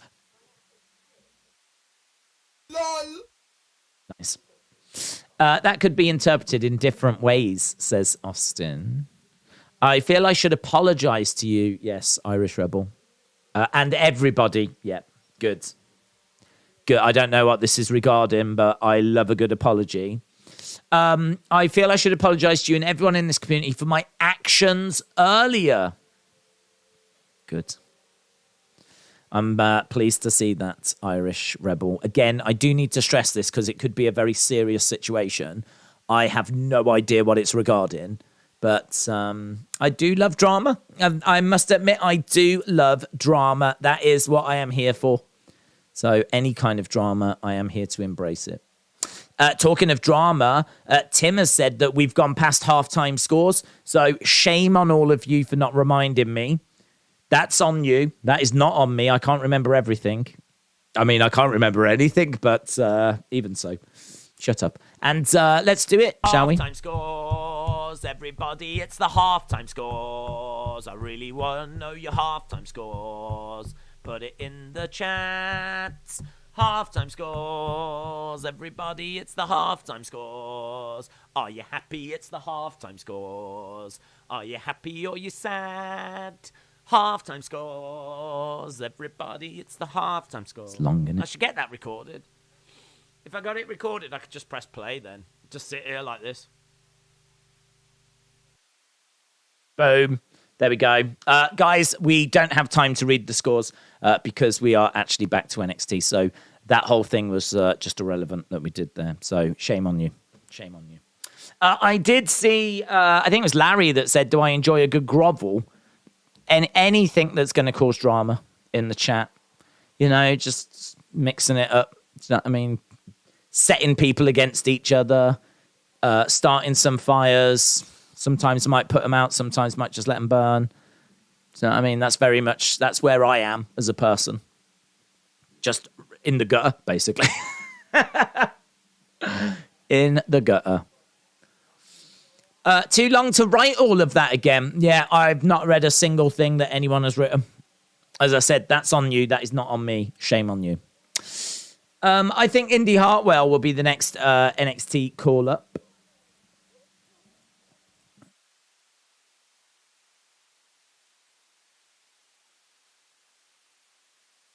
Right, we've got the NXT Lady Champions. Lady Champions in the house. Kayden shaking a moneymaker.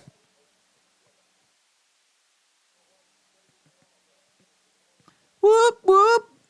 Even Nikkita Lyons is having a little dance along. Ding, ding, ding. Here we go then. Nikkita Lyons taking on Kayden Carter. Is there Kayden chance? I think it's Kayden chance. Kayden slapping the derriere of Nikkita. Nikita's like, okay. This is wrestling. Down goes Kayden.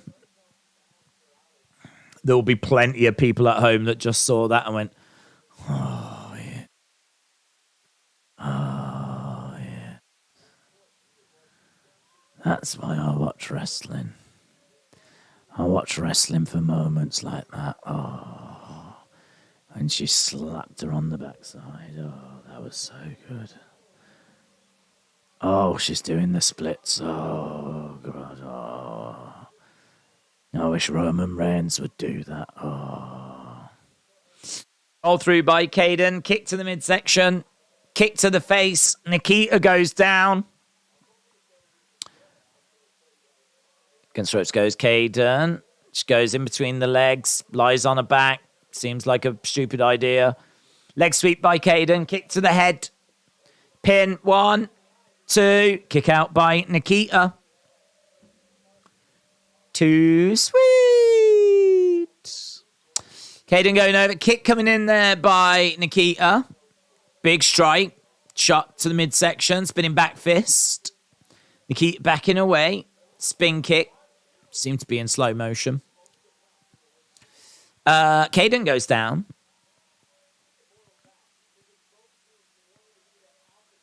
Scooping up Kayden. Kayden lands on her feet. Kayden trying to roll up Nikkita, but Nikkita is able to just kick the midsection of Kayden. Kayden in the corner, roll through, and again, grabs the heads, takes Kayden over. 1, 2, shoulder up. Too sweet. Too sweet. Get these hands, says Erase Your Mind. Get these hands. Oh, it's about time there was a Carter in WWE said exposing. Soul's Ruka's sister, Ice Wart, will follow her into NXT soon. Right, we've got sleeper hold applied. It's like $1 million dream, actually. Keeping Kayden down.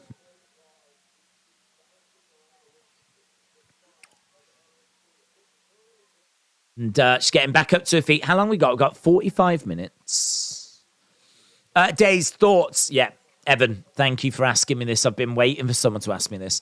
Thoughts on Hugh Jackman coming back as Wolverine in Deadpool 3. Finally, someone brave enough to ask me the big questions. Love it, mate. Love it. Love Jackman's work as Wolverine.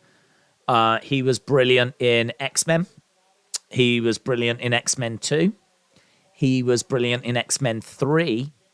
Loved what he did in the film Wolverine. I thought he played a massive part in that.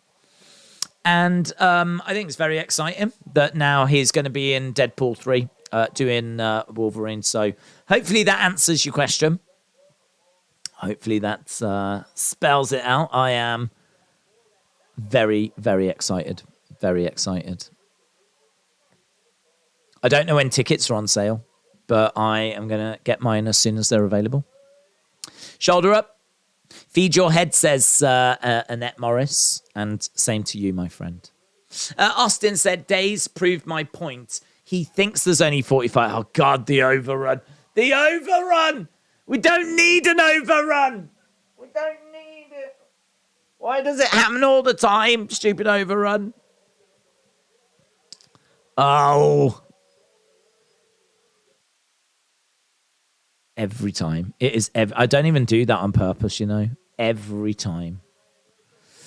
Kick by Nikkita. Nikkita with the splits leg drop. 2, 3. And Nikkita Lyons picks up the win. Nikkita beats Kayden. Stop forgetting the overrun. Deadpool 3 is 2 years away. Oh, God. Well, at least I've got something to look forward to in 2024/2025. So that's good. We need it, says Trey. What's up with the persona in a mask? It's a mystery person. It's a mystery. I ain't going to try and figure it out. I've got too many mysteries going on already. I can't deal with that and White Rabbit. Jesus. What do you think I am, Scooby-Doo? Right, we've got... what is Zoe Stark eating? Zoe Stark seems to be chewing on something. Then perhaps it was just chewing gum. Oh, I love her. She's great. I love that one. I don't know what her name is. So that was good from last week. Look how animated she is.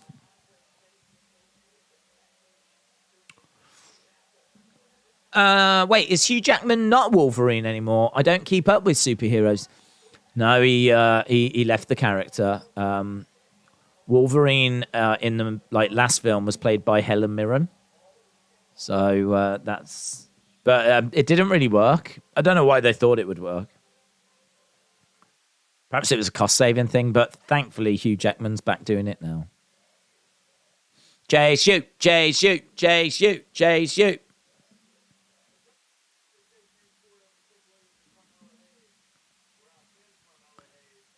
Yeah, we got a chase you segment. Yeah.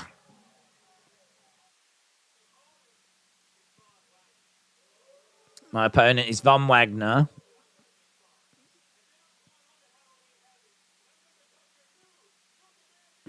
Look at her face. She cracks me up, man.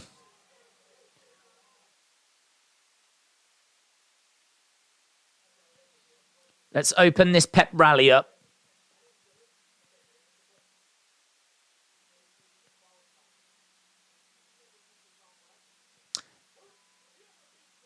Yeah, Dave, who have you beaten?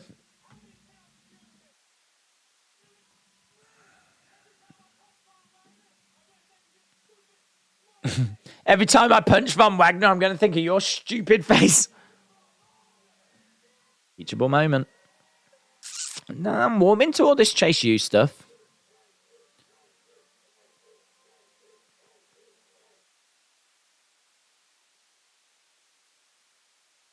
Nothing much to that, apart from Dave getting laid into. Here is Ilja.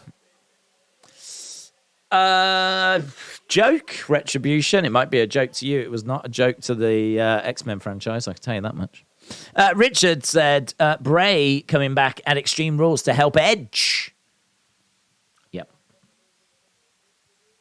Why can't a woman named Boobs... Why can't we get a woman named Boobs? Sure we can. If we try hard enough, if we put our minds to it, I'm sure we could do it. As a species, I'm sure we could achieve that. XY Zion Quinn next. Okay. Well, Austin, we'll see you in about 10 minutes then. Every time XY Zion Quinn's on screen, Austin tends to go missing.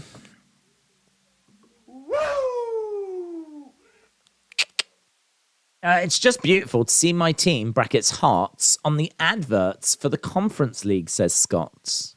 Shout out to Hearts.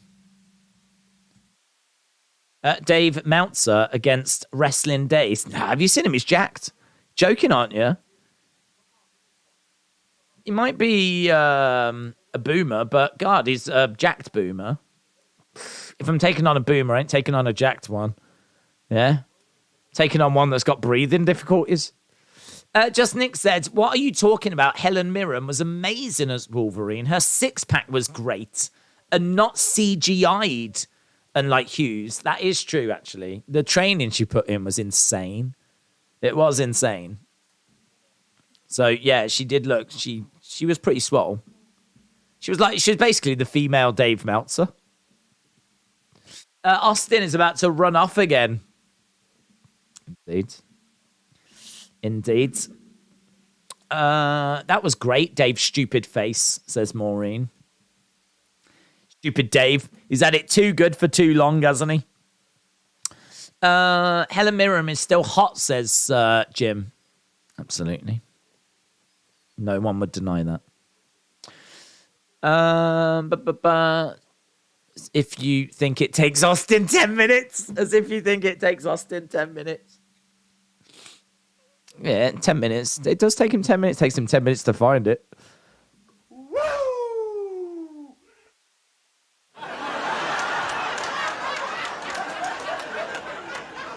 And his name is... Disco Inferno for designated advice giver. Swole Mirren. Yes. Big Mirren. Helen Swole Mirren. Amazing. You missed Hayden's super chat. Oh, I'm sorry, Hayden. Where are you, mate? Let's have a little look. I would like to apologize for the comment that I sent earlier. Thank you, Hayden. Thank you. Hayden, I don't like any beef between you and me. You know our relationship is rock solid. But I'm not going to lie, there was a little crack in there, but it's been repaired now. So, Hayden, shout out to you. Shout out to you, my friend. I feel like I've walked into an Acclaimed promo. Yes! Scissor me, Daddy Austin! Scissor me, Daddy Austin! Right now he's fainted. He's absolutely fainted. Right now he's on the floor with breathing. I said, breathing difficulties. That's exactly what Austin's just got. Scissor me, Daddy Austin! Big Swole, but if you don't type it right, it becomes Big's Hole. Big's Hole. Isn't that where Bray Wyatt is? In Arkansas. He's gone to Big's Hole, hasn't he? They warm up men's tool for ploughing, says William. Okay. Thank you for accepting my apology. Hayden, thank you for being you. Yeah, thank you for New Zealand. I'm going to thank you for New Zealand. Hey, what's this? Is this soccer guy? What's this? Oh, I missed all that. Hayden! Oh, Hayden! You made me miss all that. Oh, I suppose you think that's funny, Hayden.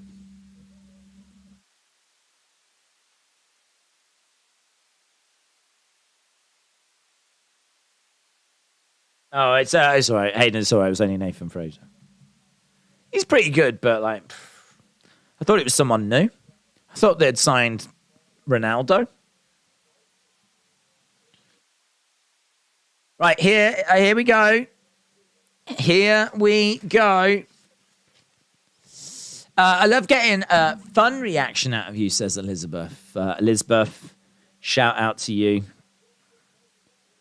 Appreciate the support, and it's all fun, mate. It's all bants. It's all bants. Ilja and XY Zion. XY Zion Quinn. There we go. Could you imagine if White Rabbit is a group with Bray, Alistair, and Murphy? No. I can't imagine it. But it might be. But it's probably not. Right. Ilja Dragunov versus... Oh, God, I can't bother to write all these words. XY Zion Quinn. That'll do. I'm sorry for Daisy's behaviour. He needs sleep. Do you know what? I do need sleep. I do. I've actually only had about 4 hours since yesterday. I'm just so excited about the White Rabbit thing. I just can't sleep. I seriously couldn't sleep. But I don't think it was the White Rabbit thing. It is exciting, though. Well, XY Zion Quinn is wrestling in his boxers by the looks of it. Dragunov then. How cool is this? We're watching a Dragunov match. Dragunov on his feet. How long have we got? We've got 34 minutes and an overrun. Don't you dare forget about that overrun. Nice takeover there by Dragunov. Dragunov working on the arm of Quinn. Front face lock. It'll be given some time at this. It's going to be... I mean, Dragunov will win this, of course. But could be a good little contest. Both of these guys can go. Dragunov in particular. But Quinn was always all right whenever I saw him. Nice takeover there by... Headlock takeover by Dragunov.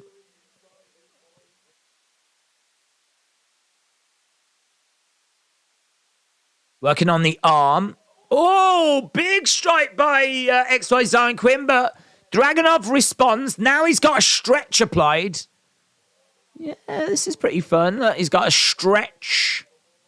Stretching Quinn out. Crowd clapping away, trying to encourage Dragunov as Quinn grabs his hair. Hip toss, big hip toss there by Quinn. Dragunov goes over to the corner. Quinn charging over. Back elbow as Dragunov slumps down. Quick strikes to the midsection. Big shot as we've got Dragunov slumping down. Up on his feet. Chop coming in by Dragunov. Strike to the back. Chop coming in again. Against the ropes goes Dragunov. Tell you what, he'd look good in the Bloodline, wouldn't he? He'd be great in the Bloodline. He's got all those Samoan tattoos. That bit there where he just did he hurled Dragunov against the ropes. Dragunov came back and he was like, ha! Ha! Very Samoan. They love all that kind of ha! It's kind of like Hacker, in it. Love it. Yeah, he'd be great. Quinn is awesome, Days. You don't need to call me awesome, Days. I appreciate it, though, Austin. Days, I'm not going to lie. I'm going to tell you the truth. I was upset with myself when I submitted a video and it didn't get played. Did you send one in for this week? I did put a tweet out on Twitter saying these are the videos I've received. If your name is not here, can you let me know? I'm guessing you didn't see that. But if it was...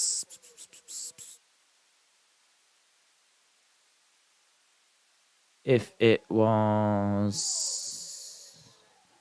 have to let me know. I don't know. I went through all recent videos. Where did you send it? Let me know. I can always chuck it in next week's. It's a never-ending fun ride, the Wrestling Escape Pod, so it can always just go into next week's. James said, Teddy Long got a new T-shirt on PWT. You got blocked, player. Nice. Hey, that's quite a good thing, I think. I mean, you've got lots of people saying, oh, will you follow me? Will you follow me? His thing could be blocking people. He should embrace that. He should embrace that. People should get in touch going, oh, Teddy, can you block me? Can you block me? And then he can sell, I got blocked by Teddy Long merch. He should embrace it, lean into it. Teddy, if you're watching, do that. Dragunov, Dragunov, Dragunov. Dragunov in the corner. Charging over. Collides into XY Zion Quinn. And 1, 2, 3. It's done. Dragunov wins. Quinn is a loser. A massive loser. A lot of people are saying XY Zion Quinn is irrelevant, doesn't belong in NXT, useless, a disgrace, not even sexy. A lot of people are saying these things. I'm just reading Twitter right now. How could anyone like XY Zion Quinn? What a loser. I'd be so embarrassed if I thought he was good. Imagine being a fan of that guy. How embarrassing. Only fake wrestling fans like XY Zion Quinn. Not my words. These are all things I'm just reading on social media right now. Ilja wins. Days, thoughts on the guy wearing the mask behind Bailey yesterday? I can't... Well, my first thought is I completely botched the video. That's my first thought. I did a video on it, and I for some reason, cannot hear what you lot get to hear at the end. I don't know if it just doesn't come through the speakers or whatnot. So I recorded the video. Everything was good. I could see my mic was working. Uploaded it. Didn't think anything about it. Went back, and I don't know why I watched it, but I ended up going back and watching it. And it's got this horrible noise all throughout it. And it's because I played the footage on a loop, and it played the sound. So for 3 minutes, it's like...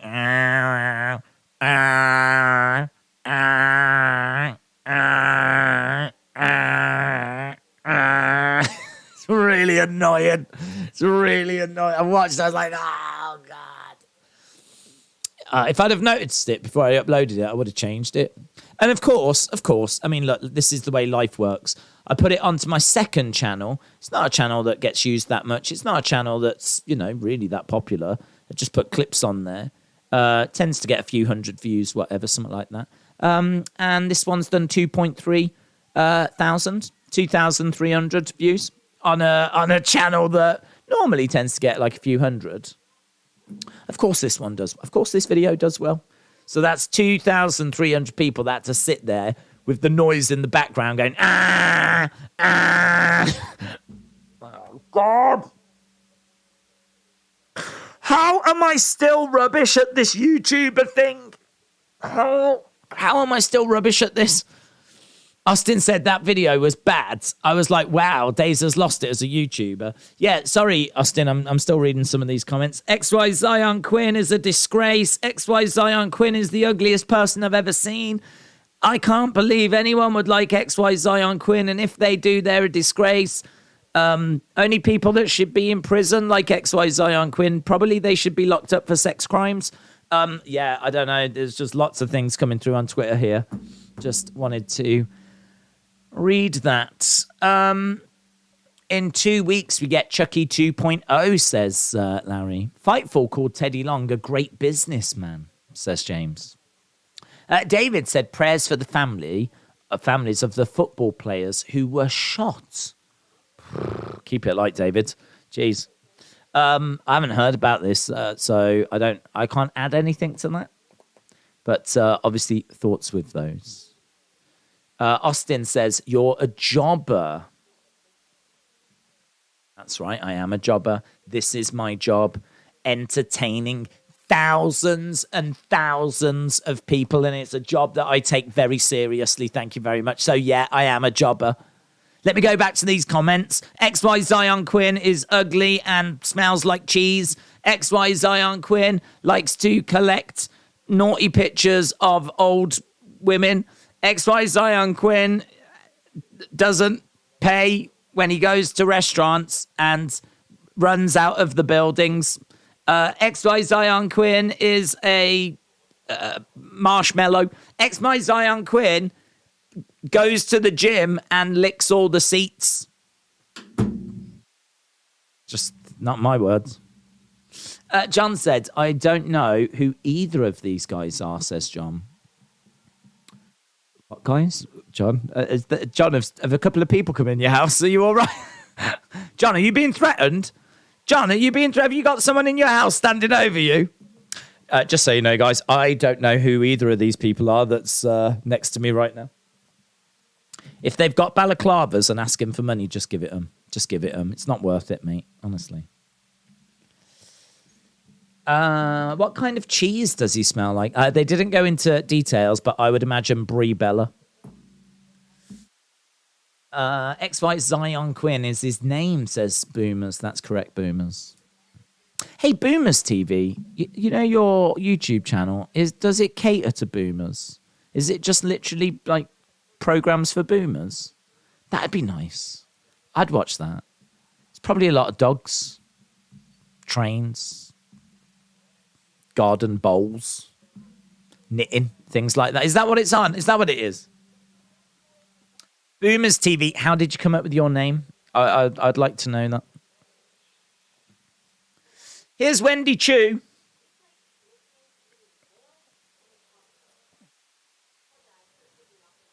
Talking about Lash Legend.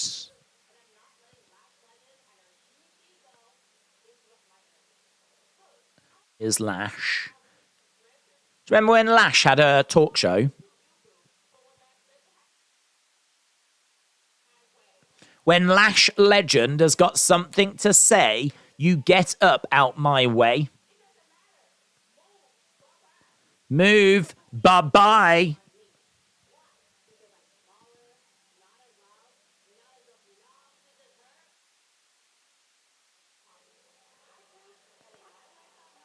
I proved in my Lights Out match. I wish I could tap into my dark side. Oh. Next week, Lash Legend is going to get Wendy Chu's dark side.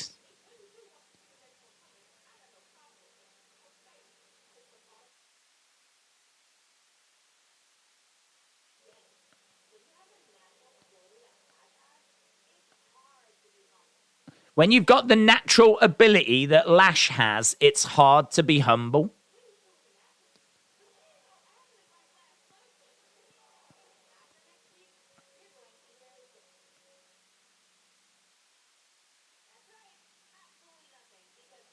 Next week, you'll hear this, absolutely nothing, because I'm going to shut up Lash Legend. It's all right.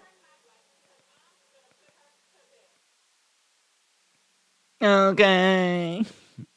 Wendy Chu's entertaining, isn't she, man? She's such a good promo. Here's, this is going to be good. This is going to be good. Where's Boomers? Did Boomers give me an answer? Did we learn from Boomers why he's called Boomers? No, I've just been ignored. Jesus, what's going on tonight? Days, you talked about the video, but what do you think about the guy in the background from yesterday? Yeah, I don't know. You can't clearly see anything. I don't know. There's not really much to make. I think it's interesting. It could be nothing. It could be something. There's not much. It's down to people to interpret themselves. I got sent a higher definition video of it. I still couldn't make anything out. I still couldn't make out if it was anything or if it was nothing. Right, here we go. Brutus Creed and Damon Kemp. Wendy versus Lash at WrestleMania in a no-holds-barred sock puppet match. Okay. Brutus Creed versus Damon Kemp. I sent another video calling you and Tommy out to a quiz that didn't get played. Must have been scared. Well, I don't know where all these videos are.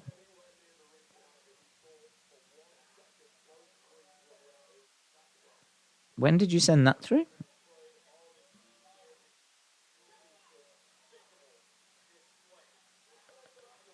To be honest, I already had your video, so maybe I just didn't look at like any other messages because I thought I already had yours. So it could have been that.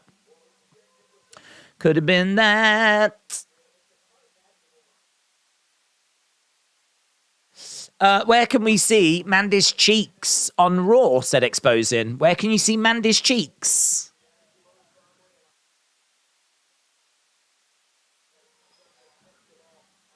Sounds like a film, doesn't it? Mandy's cheeks. Oof.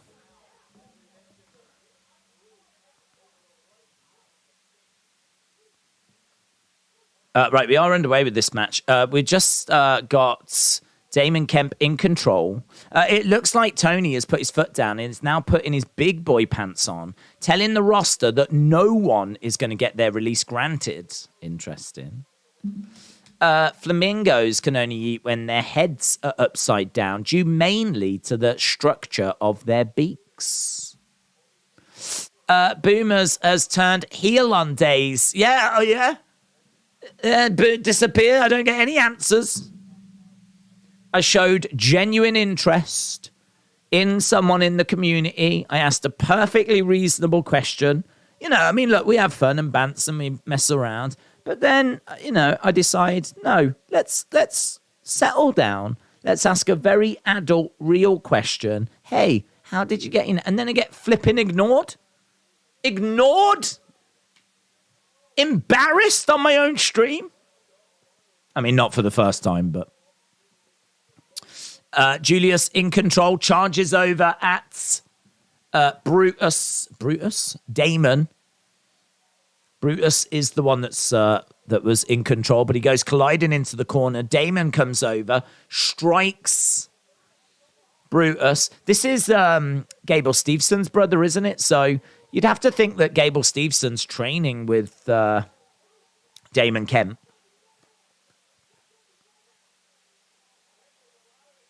Kemp, chair to the mid-set. Oh, that's nice. Oh, strikes to the back as well.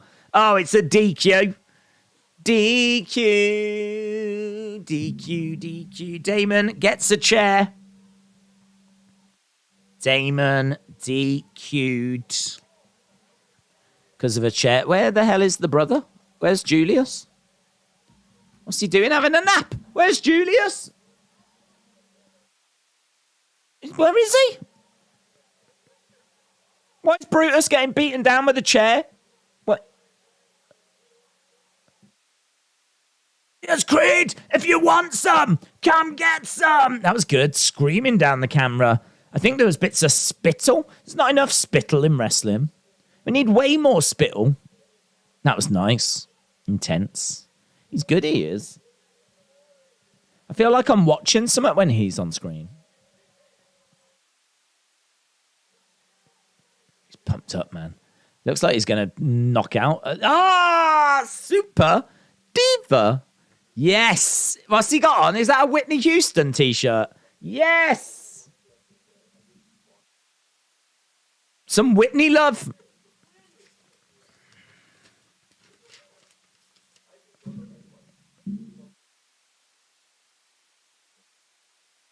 Thank you, brother.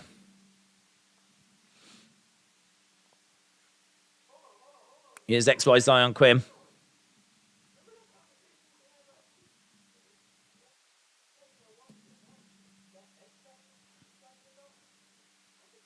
I don't see it. That X Factor you spoke about, I don't see it. Yes.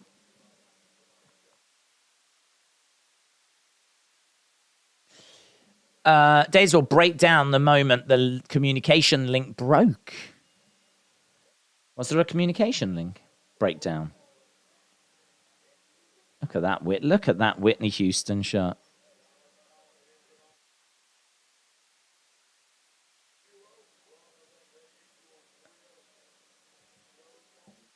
You want some? Come get some. Cena is White Rabbit. Here is the pub rules match. And I don't think it's been explained what the pub rules are. Super Diva. That's not Whitney Houston. That is a ghost. Chucky TV series is good and it's not bad.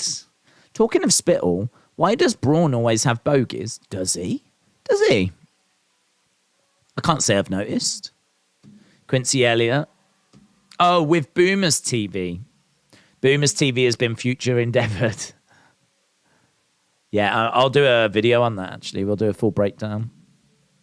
We'll map the history of my relationship with Boomers TV. Get exclusive behind-the-scenes footage. Oh, it's going to be good. It's going to be a 2-hour expose. David Paul, shout out to you, said, I just brought up the shooting since Dynamite is in Philly tomorrow. Also, Storm Deeb added to Dynamite. Yeah, I don't know anything about it. That's not news that I think's been reported over here, so I can't add to it. I can't say anything, but people in the chat, feel free to add your thoughts. I mean, I can't imagine there's any thoughts to add, apart from condolences. Storm Deeb added to Dynamite. Very cool. David, shout out to you. Rotem said, he was a Michael Jackson tribute. That's more he. This one was more he. It was different. Completely different scale. BMST said, do you buy merchandise and make videos of it? Nah, not really. I mean, I have done unboxing videos in the past when there's been any kind of quantity or anything significant. But if I tend to pick up the odd bit, which I don't even do that much anymore, it's been a long time. I do I do want to try and get another toy hunt done though soon. I want to go to a different place, keep going to the same flipping place.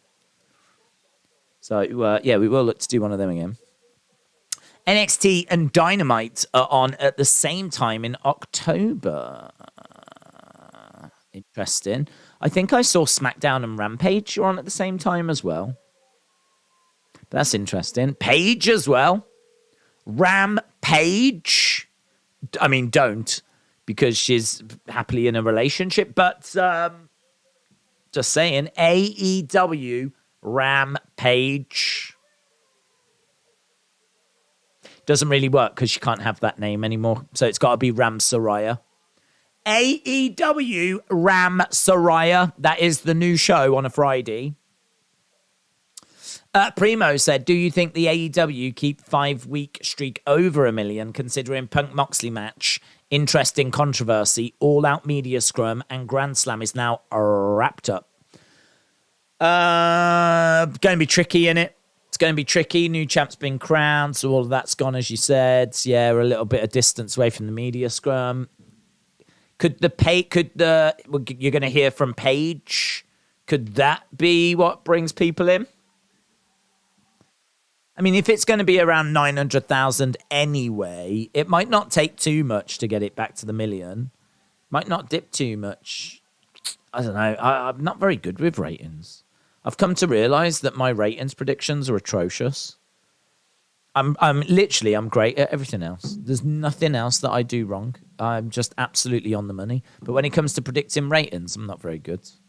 So I'm going to say yes, they will do over 1 million. And you can hold me to it. I've got confidence. I said to Maria earlier, you've got to have confidence. So I'm going to have confidence. People love me, says Austin. Oh, can when you get chance, can you invite those people onto our streams?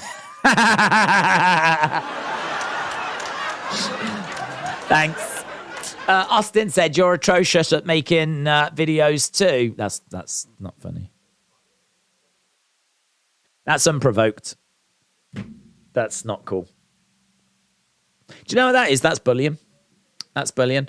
If you are going to say comments like that to someone just completely unprovoked, that's bullying. Right, we've got Nikkita Lyons and Zoe Starks. We're unstoppable. Here's Toxic Attraction.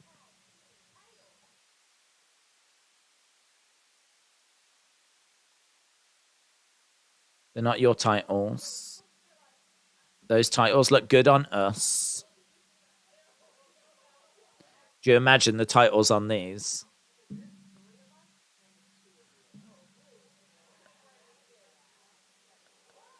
Oh, here's Firewoman.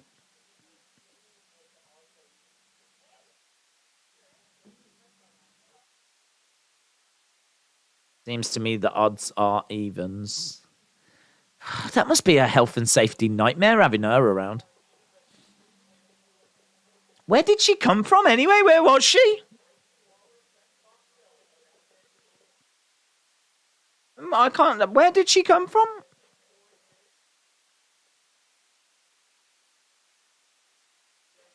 I'm just watching it again here. Camera then goes around like this, then comes back, and then boom, she's there. Unbelievable.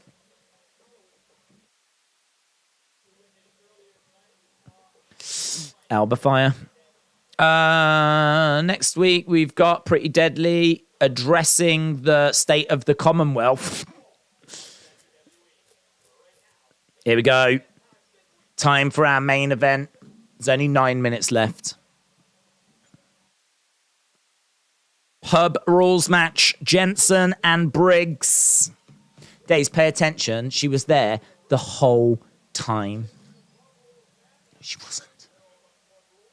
You're getting right on my nipples. She is Bray Wyatt in disguise. Guys, Wyndham's back. Wyndham's back. Wyndham's back in NXT. White Rabbit revealed. So this pub rules match is just a street fight with anything goes, and there's some trash cans at ringside. You know, like when you think pub, just bins. That's what I think of, just loads of bins. Oh, every time I go in a pub, all I do is trip over the bins. What are all these bins do? Why haven't you got any chairs and tables and beer? Why have you just got bins? When I go to a pub, I like to taste the beer.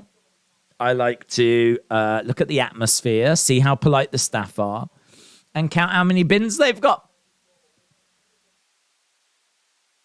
That is the sign of a good pub. Have you heard of a promotion called DP Dub? I haven't, no. I have not. Is it good? Please respond. Corvid said some fake glass beer mugs too. They should build a Wetherspoons stage for this. Yes. We've got a chain of pubs here in the UK. I mean, the pubs are actually in decline quite drastically. A lot of people now just buy alcohol from supermarkets and drink at home. But like, yeah, pubs are in decline. They're a dying breed. But there is a chain of pubs that we've got called Wetherspoons that are kind of keeping pubs alive. On you could go to pretty much any town, any city, they'll have at least one Wetherspoons. It's good though. I mean, Wetherspoons gets a bit of a bad rep because it is like a chain, but they have like plenty on offer, plenty of different beers, all at good prices, good food. I mean, yeah, we are sponsored by Wetherspoons today. I'm going to see if I can find a picture. I'll show you. It's good. Look, yeah, a lot of praise. We've got the reviews coming in right now. Live reviews coming in, guys. Share your thoughts about Wetherspoons. Don't forget, we've got a lot of American, Canadian friends in the chat that have never even been in a Wetherspoons. Wouldn't know a Wetherspoons if it slapped them in the face.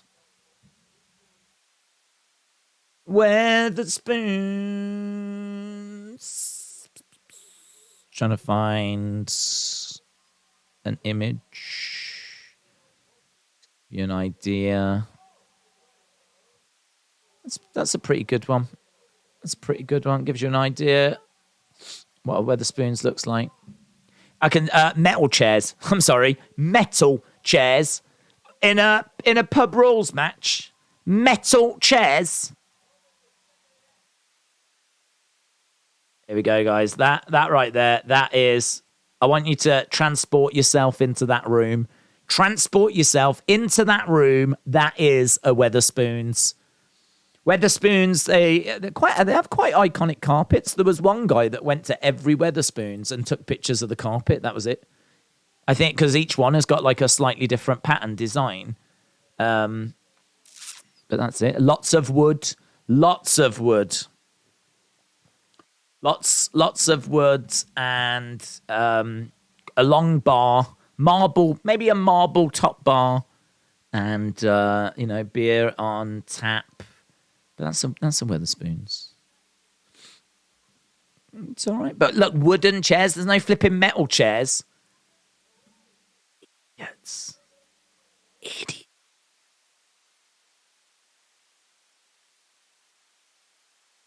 Every Wetherspoons in Edinburgh ranked. That's a posh... I've got a posh Wetherspoons here. Didn't expect to be doing this today, but here we are. We are at commercial break.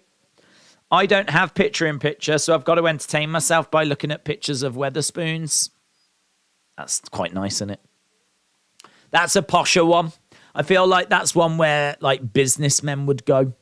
The other one was families. And I'm sure families do go here. And do you know what? One thing about Wetherspoons, they would be welcome. They would be welcome. It's all inclusive. But yeah, that is one that for me is a bit more business. I mean, look at that ceiling. Look at the ceiling.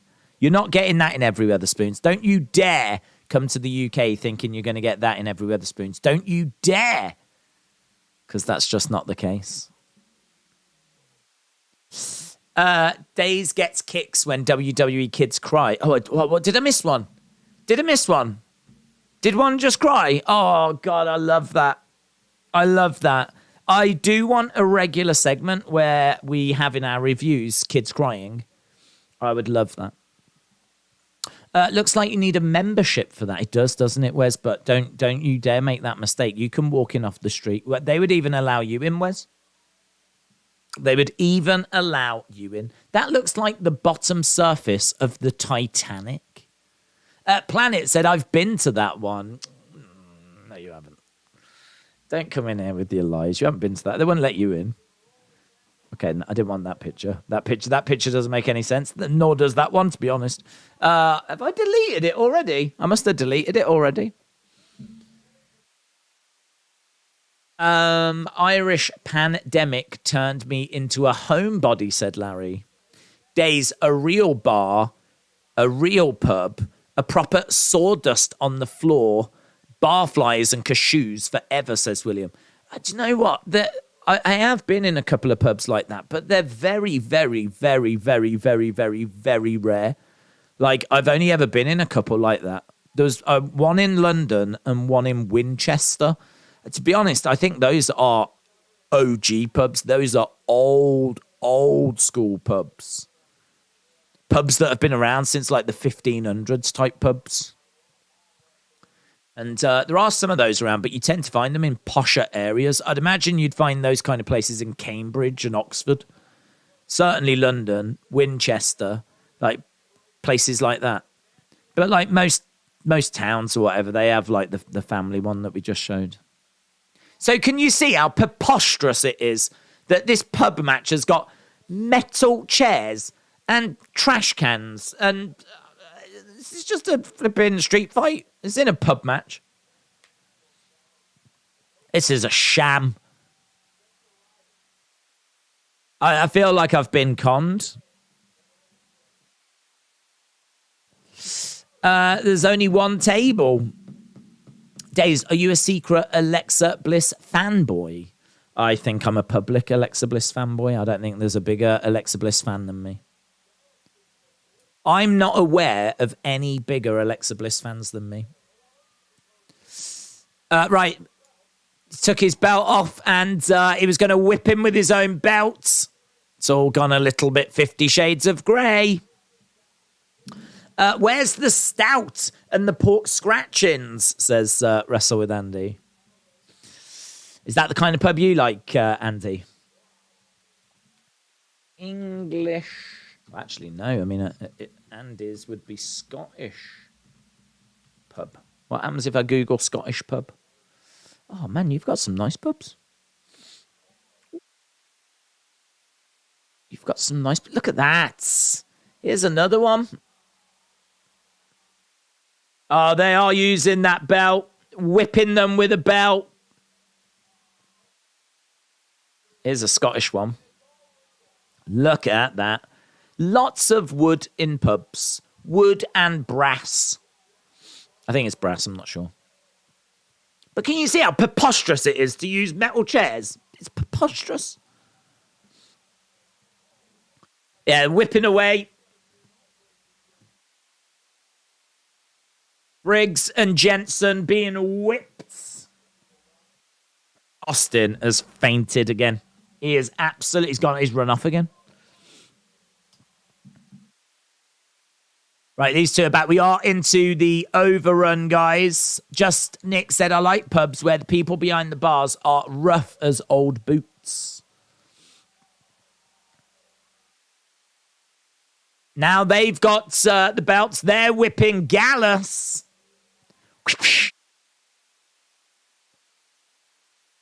Gallus being thrown over against the ropes.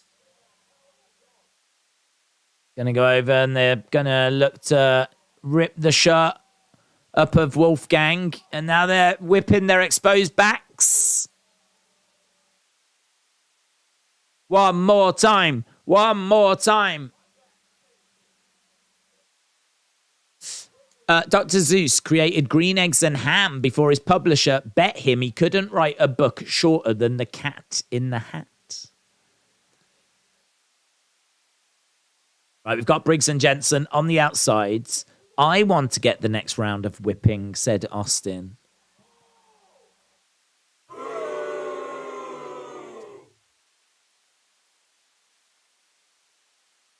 Okay. We've got Gallus on the outside being thrown in the ring.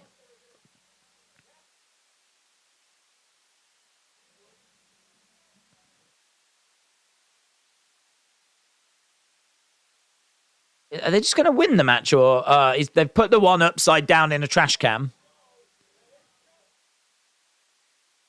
Joe Coffey goes through a table. Wolfgang's on the outside. Into the table goes Wolfgang. Hip toss.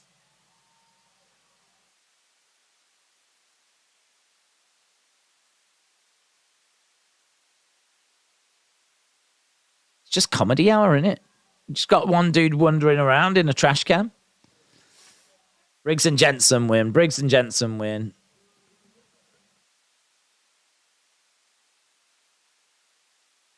Briggs and Jensen beat Gallus. Right. I would have to say that is a wonderful pub, said Irish Rebel. I don't remember him being timed out. Has someone been timed out? Good. Should happen more. Primo said the situation with Naomi, she was in such a great spot from October 21 to May 2022, walked away just before a title program with Bianca, likely would have joined the bloodline by now. Arash Mine said still 5 minutes. Oh my God, no. No! We don't need an overrun. That match didn't need that much time. Could have shaved time off that main event. Right. Have we got something else happening? Fallon Henley's come out.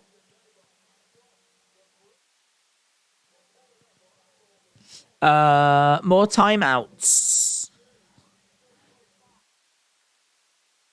It's just arguing. We got Gallus on the outside, Briggs and Jensen inside the ring. Have we got like 5 more minutes or so? Wolfgang just nailed one of the security guards.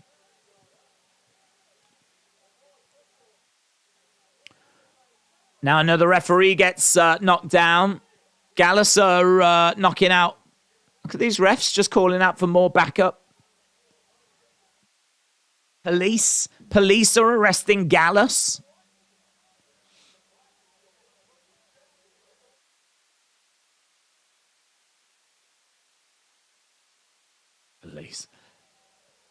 Police arresting Gallus. A referee and official got knocked down, so they've been immediately arrested.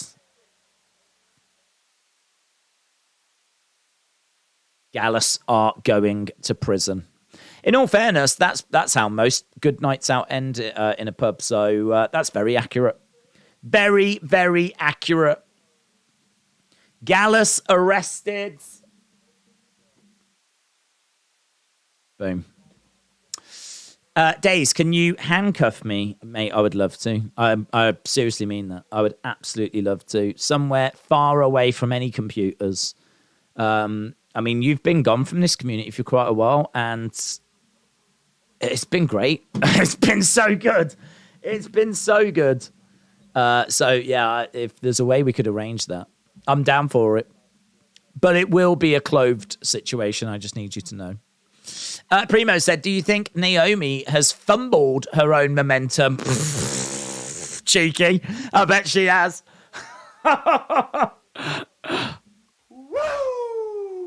Oh.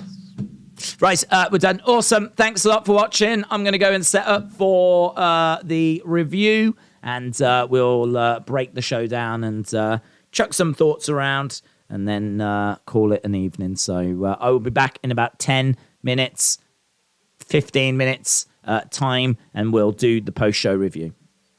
Bye.